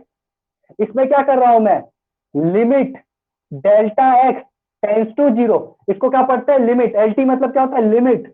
Limit लगाना मतलब इसकी औकात डिफाइन कर रहा हूं। इस डेल्टा एक्स को मैं ऑर्डर दे रहा हूं या इसको बोल रहा हूं कि भाई देख ले, तेरी लिमिट, तेरी औकात कितनी है, कितने को कहां तक जाना है, जीरो तक ही जाना है, जीरो नहीं होना है। ये क्या बोल रहा है डेल्टा एक्स को, देखो कहां जाना है, जीरो की तरफ जाना है, लेकिन तेरे को जीरो नहीं होना है, ठीक है। तो यहां पर क्या बोला, limit delta x tends to zero, delta y by delta x, इसकी जो वैल्यू होती है इसी को हम क्या बोलते हैं, d y by d x. क्या बोलते हैं, d y by d x. मतलब ये बहुत जब छोटा हो जाएगा, मतलब इसी पॉइंट का अगर मेरे को स्लोप निकालना पड़े, अभी क्या कर रहा था मैं, रेट मेजर कर रहा था। क्या कर रहा था, रेट मेजर कर रहा था कि ए से बी में जाना तो कैसे रेट मेजर करना पड़ेगा, ठीक है। उसके बाद मैंने क्या किया, ए का स्लोप निकाला तो देखा यहाँ पर, अब इस बी को भी यहीं पर लेके आ जा रहा हूँ। अगर मेरे को इसी का स्लोप निकालना है टेन थीटा के साथ, तो मैं मेरे को क्या करना पड़ेगा, इस डेल्टा एक्स को टेंस टू जीरो करना पड़ेगा। तो इस डेल्टा एक्स को मैंने टेंस टू जीरो किया, तो limit delta x tends to zero, delta y by delta x, ये किसके बराबर हो जाएगा, d y by d x के। इस d y by d x को पढ़ते कैसे, ध्यान से सुनना। इस d y by d x को और कैसे लिखते हैं, और देखो, d of d x, d of d x. ये जो डी ऑफ डी एक्स है इसको क्या बोलते हैं हम, ऑपरेटर। क्या बोलते हैं, ऑपरेटर। सब समझ में आएगा, अभी चिंता मत करो, कुछ बोलो ये क्या पढ़ा रहे हो, ठीक है, अभी सब समझ में आएगा, अभी चीजें समझते जाओ एक एक चीज। इसको क्या बोलते हैं हम, ऑपरेटर। और ये किसका डेरिवेटिव कर रहा है, ये y का डेरिवेटिव कर रहा है। किसका डेरिवेटिव कर रहा है, y का। किसके रिस्पेक्ट में कर रहा है, x के रिस्पेक्ट में कर रहा है, ठीक है। तो इसको कैसे पढ़ेंगे, इसको कैसे पढ़ेंगे, डेरिवेटिव ऑफ y, ध्यान से सुनना, इसको कैसे पढ़ेंगे, derivative of y with respect to x। एक बार वापस पढ़ो, derivative of y with respect to x, ठीक है। हाँ हाँ, विथ रिस्पेक्ट टू एक्स, ठीक है। और ये जो डेरिवेटिव होता है इस पूरे को क्या बोलते हैं, डेरिवेटिव बोलते हैं, डिफरेंशियल इक्वेशन भी बोलते हैं, ठीक है। ये जो डेरिवेटिव होता है इसी को हम क्या बोलते हैं, इसी को हम स्लोप बोलते हैं। क्या बोलते हैं, स्लोप बोलते हैं, ठीक है।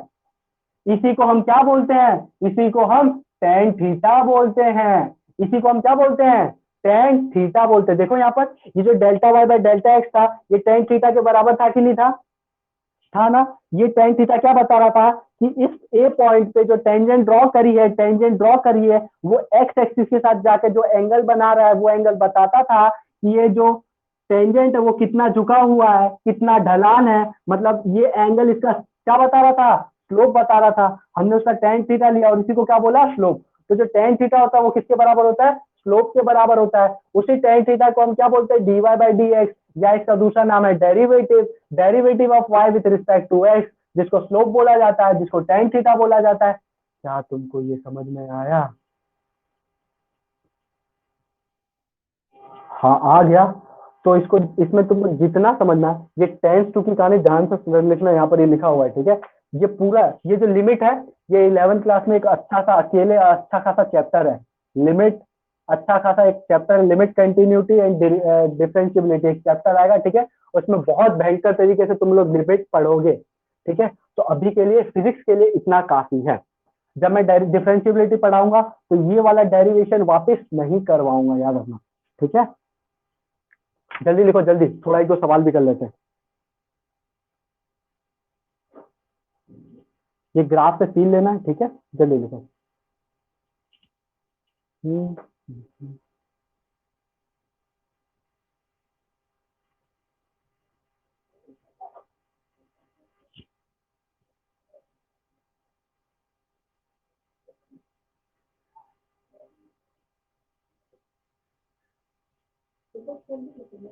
हम्म, हम्म। क्या मैं ये ग्राफ मिटा दूं, नहीं, ठीक है, जल्दी करो।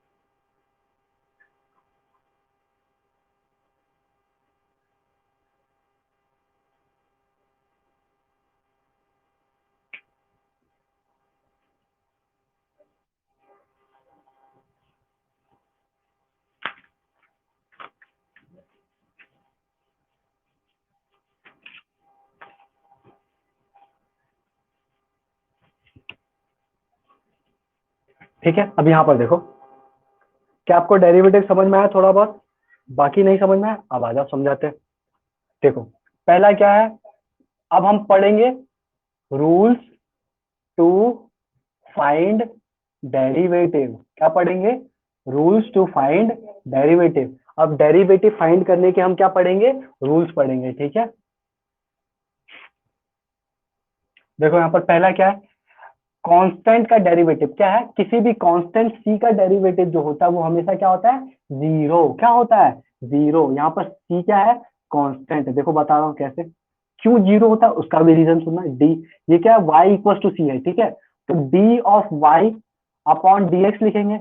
मतलब y की जगह क्या लिख सकता हूँ, c upon d x equal to 0। ठीक है, अब c क्या है, कांस्टेंट है। जैसे मैं मान लेता हूँ c की वैल्यू 2 है, y इक्वल टू 2, बोलो इसका डेरिवेटिव निकाल के बताओ, तो मैं क्या बोलूंगा, d of 2 upon d of x equal to 0, मतलब derivative of 2 with respect to x। ऐसा क्यों बोल रहा हूँ, ध्यान से सुनो, ग्राफ बनाते हैं। ठीक है, ये क्या है, y इक्वल टू 2 है ना, y इक्वल टू 2 क्या ये लाइन होगी, y इक्वल टू 2 ये लाइन होगी ना, बोलो अरे हाँ कि ना, ये y इक्वल टू 2 ये लाइन है ना।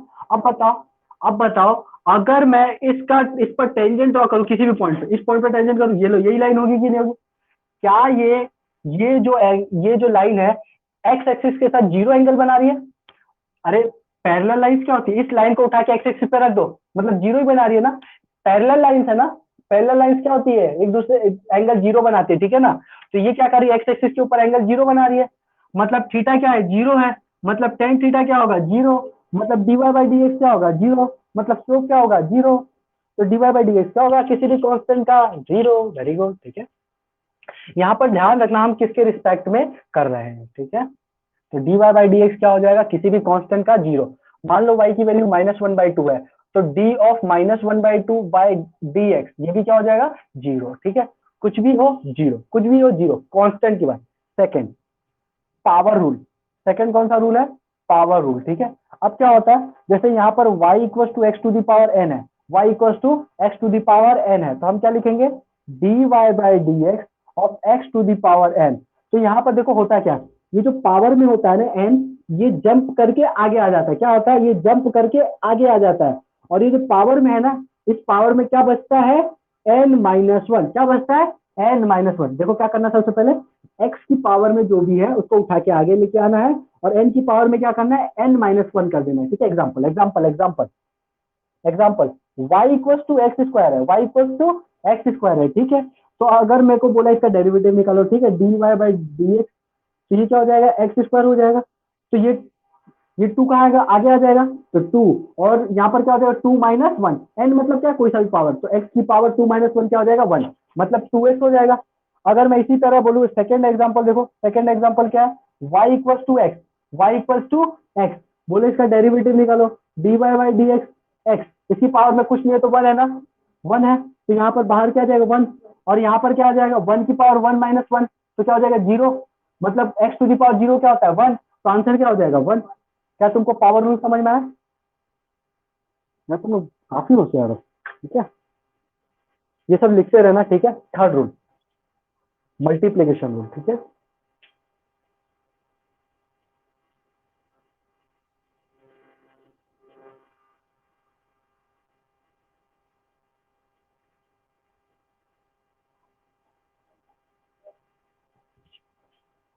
तीसरा रूल क्या है, मल्टीप्लीकेशन रूल, मल्टीप्लीकेशन।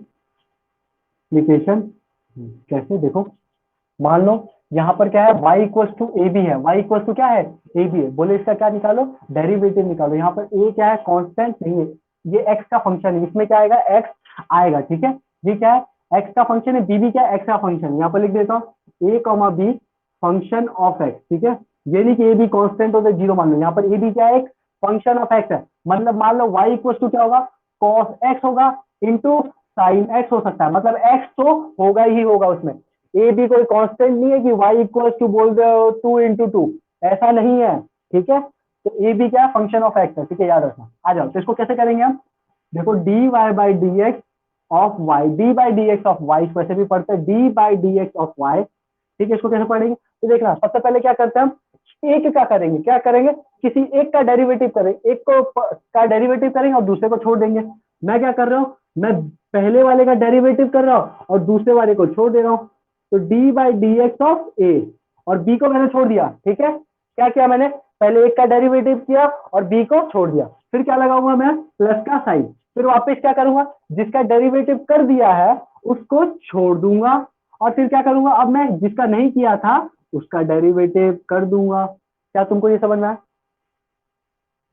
देखो क्या किया मैंने यहाँ पर, मैंने क्या किया, पहले दो है ना, यहाँ पर मल्टीप्लाई में दो चीजें ए और बी है, तो मैं क्या करूंगा, पहले ए का करूंगा, देखो ए का डेरिवेटिव कर दिया और बी को छोड़ दिया।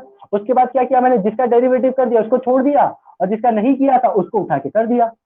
समझ में आया क्या, तो इसको क्या बोलते हैं हम, प्रोडक्ट रूल, इसको क्या बोलते हैं हम, प्रोडक्ट रूल, ठीक है, प्रोडक्ट रूल। इसका सबका एग्जांपल दूंगा, पहले फोर्थ रूल समझो। फोर्थ रूल क्या होता है? Division rule. क्या होता है? Division rule. क्या होता है? डिवीजन रूल, ठीक है। मान लो y equal to a by b है, y इक्वल टू क्या है? ए बाई बी है, ठीक है। तो इसमें क्या करते हैं, मेरे को d of d y by d x निकालना है, तो क्या करूंगा, सबसे पहले जो नीचे दे रखा है, जो डिनोमिनेटर में दे रखा है, उसका क्या करते हैं हम? स्क्वायर कर देते हैं। क्या कर देते हैं? स्क्वायर, ठीक है। अब ये जो नीचे वाला टर्म है उसको ऊपर ऐसा कैसा लिखेंगे, और जो ऊपर दे रखा है उसका क्या करेंगे? डेरिवेटिव कर देंगे। क्या कर देंगे? डेरिवेटिव, ठीक है। क्या कर देंगे? डेरिवेटिव। फिर क्या लगाएंगे? माइनस का साइन। अब हमने यहाँ पर किसका डेरिवेटिव किया था? ए का डेरिवेटिव किया था, तो ए को यहाँ पर छोड़ देंगे और किसका डेरिवेटिव कर देंगे? बी का डेरिवेटिव कर देंगे, ठीक है। देखो प्रोडक्ट रूल और इसमें एक ही डिफरेंस, यहाँ पर प्लस आता है, यहाँ पर क्या आता है? माइनस। और नीचे यहाँ पर क्या आ जाएगा? जो डिनोमिनेटर है उसका स्क्वायर आ जाएगा बस। तो इसको क्या बोलते हैं हम? Division rule. इसको प्रोडक्ट रूल। इसको क्या बोलते हैं हम? Constant rule, power rule. इसके बाद एक और आता है जिसको बोलते हैं हम चेन रूल, जो कि बहुत ज्यादा इंपॉर्टेंट है। क्या है? चेन रूल, ठीक है। पहले ये कर लो।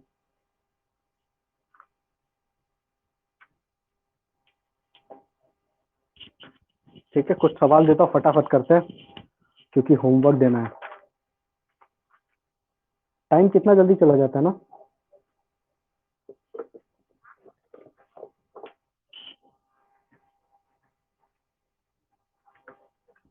ठीक है, ठीक है, ठीक है, ठीक है। अब देखो कुछ ऐसे फंक्शन होते हैं, ट्रिग्नोमेट्रिक फंक्शन, जो तुमको याद करने पड़ेंगे, ठीक है। उनका डेरिवेटिव तुमको याद करना पड़ेगा। उसका डेरिवेटिव मैं कब प्रूफ करूंगा? जब मैं डिफरेंशिएबिलिटी चैप्टर पढ़ाऊंगा।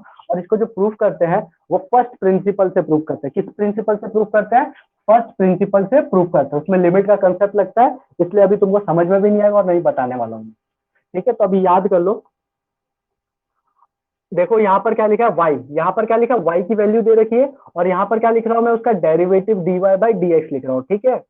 तो मान लो यहाँ पर क्या x to the power n है, तो इसका डेरिवेटिव यहाँ पर क्या हो जाएगा? n x to the power n minus one, ठीक है। ये टेबल बनाओ मेरे साथ में, ठीक है। पहला। दूसरा, मान लो साइन x दे रखा है, तो साइन x का डेरिवेटिव क्या हो जाएगा? cos x, ठीक है। तीसरा, cos x का अगर डेरिवेटिव दे रखा है तो माइनस साइन x, ठीक है। चौथा, टेन एक्स दे रखा है तो उसका डेरिवेटिव सेक स्क्वायर एक्स। पांचवा, अगर कॉट एक्स दे रखा है तो उसका क्या हो जाएगा? माइनस कॉसेक स्क्वायर एक्स, ठीक है। छठा, हाँ, माइनस कॉसेक स्क्वायर एक्स, ठीक है। कॉट एक्स का क्या हो जाएगा? Minus cosec square x. इसका याद करने का तरीका भी है। अगर तुम डेरिवेटिव निकाल रहे हो, किसका डेरिवेटिव निकाल रहे हो? ऐसे कोई भी नंबर का डेरिवेटिव निकाल रहे हो जिसमें सी आ रहा है इस तरफ से, तो आंसर में क्या आ जाता है? माइनस आ जाता है। देखो जैसे कोस साइन में, कोस में क्या आ रहा है? सी आ रहा है, तो इसका डेरिवेटिव में क्या आएगा? माइनस आएगा। कॉट में क्या आ रहा है? सी आ रहा है, तो इसके डेरिवेटिव में माइनस आएगा, ठीक है। ऐसे। इसके बाद जो सेक एक्स होता है, क्या होता है? Sec x. तो इसका डेरिवेटिव क्या होता है? Sec x into tan x, ठीक है। ये याद होना चाहिए कल। उसके बाद सेवंथ है कॉसेक एक्स। देखो यहाँ पर भी क्या आ रहा है? सी आ रहा है, तो इसके डेरिवेटिव में क्या आ जाएगा? Minus cosec x into tan x, ठीक है। उसके बाद एक l n x. L n मतलब क्या होता है? ये जो एल एन है, यहाँ पर एल एन मतलब क्या होता है? Log x. एल एन मतलब क्या होता है? Log x. तो कहीं पर हाँ, cosec x into tan x दोनों मल्टीप्लाई में, ठीक है। तो log x कहीं लिखा है या ln x लिखा है, तो कंफ्यूज मत होना, दोनों एक ही होते हैं। log x या ln x दोनों एक ही होते हैं। इसका डेरिवेटिव क्या होता है? वन अपॉन एक्स, ठीक है। और कहीं e to the power x दे रखा है, नाइन्थ कहीं e to the power x दे रखा है, तो इसका derivative e to the power x ही होता है, ठीक है क्या?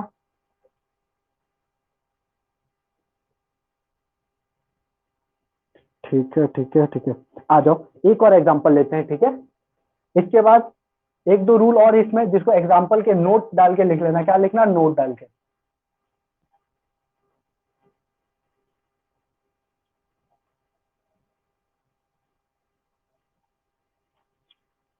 आज लग रहा है तुमको ज्यादा होमवर्क नहीं मिल पाएगा, ठीक है।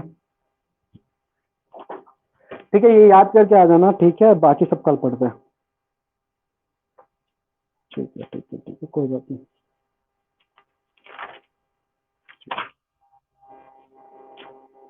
ठीक है, कोई बात नहीं। आज इसका पढ़ा दिया है ना, कल और पढ़ा देंगे और भर भर के कल होमवर्क दे देंगे, ठीक है। हाँ हो गया, ठीक है, तो 15 मिनट बाद मिलो 7:45 पे, ठीक है। नहीं, ठीक है,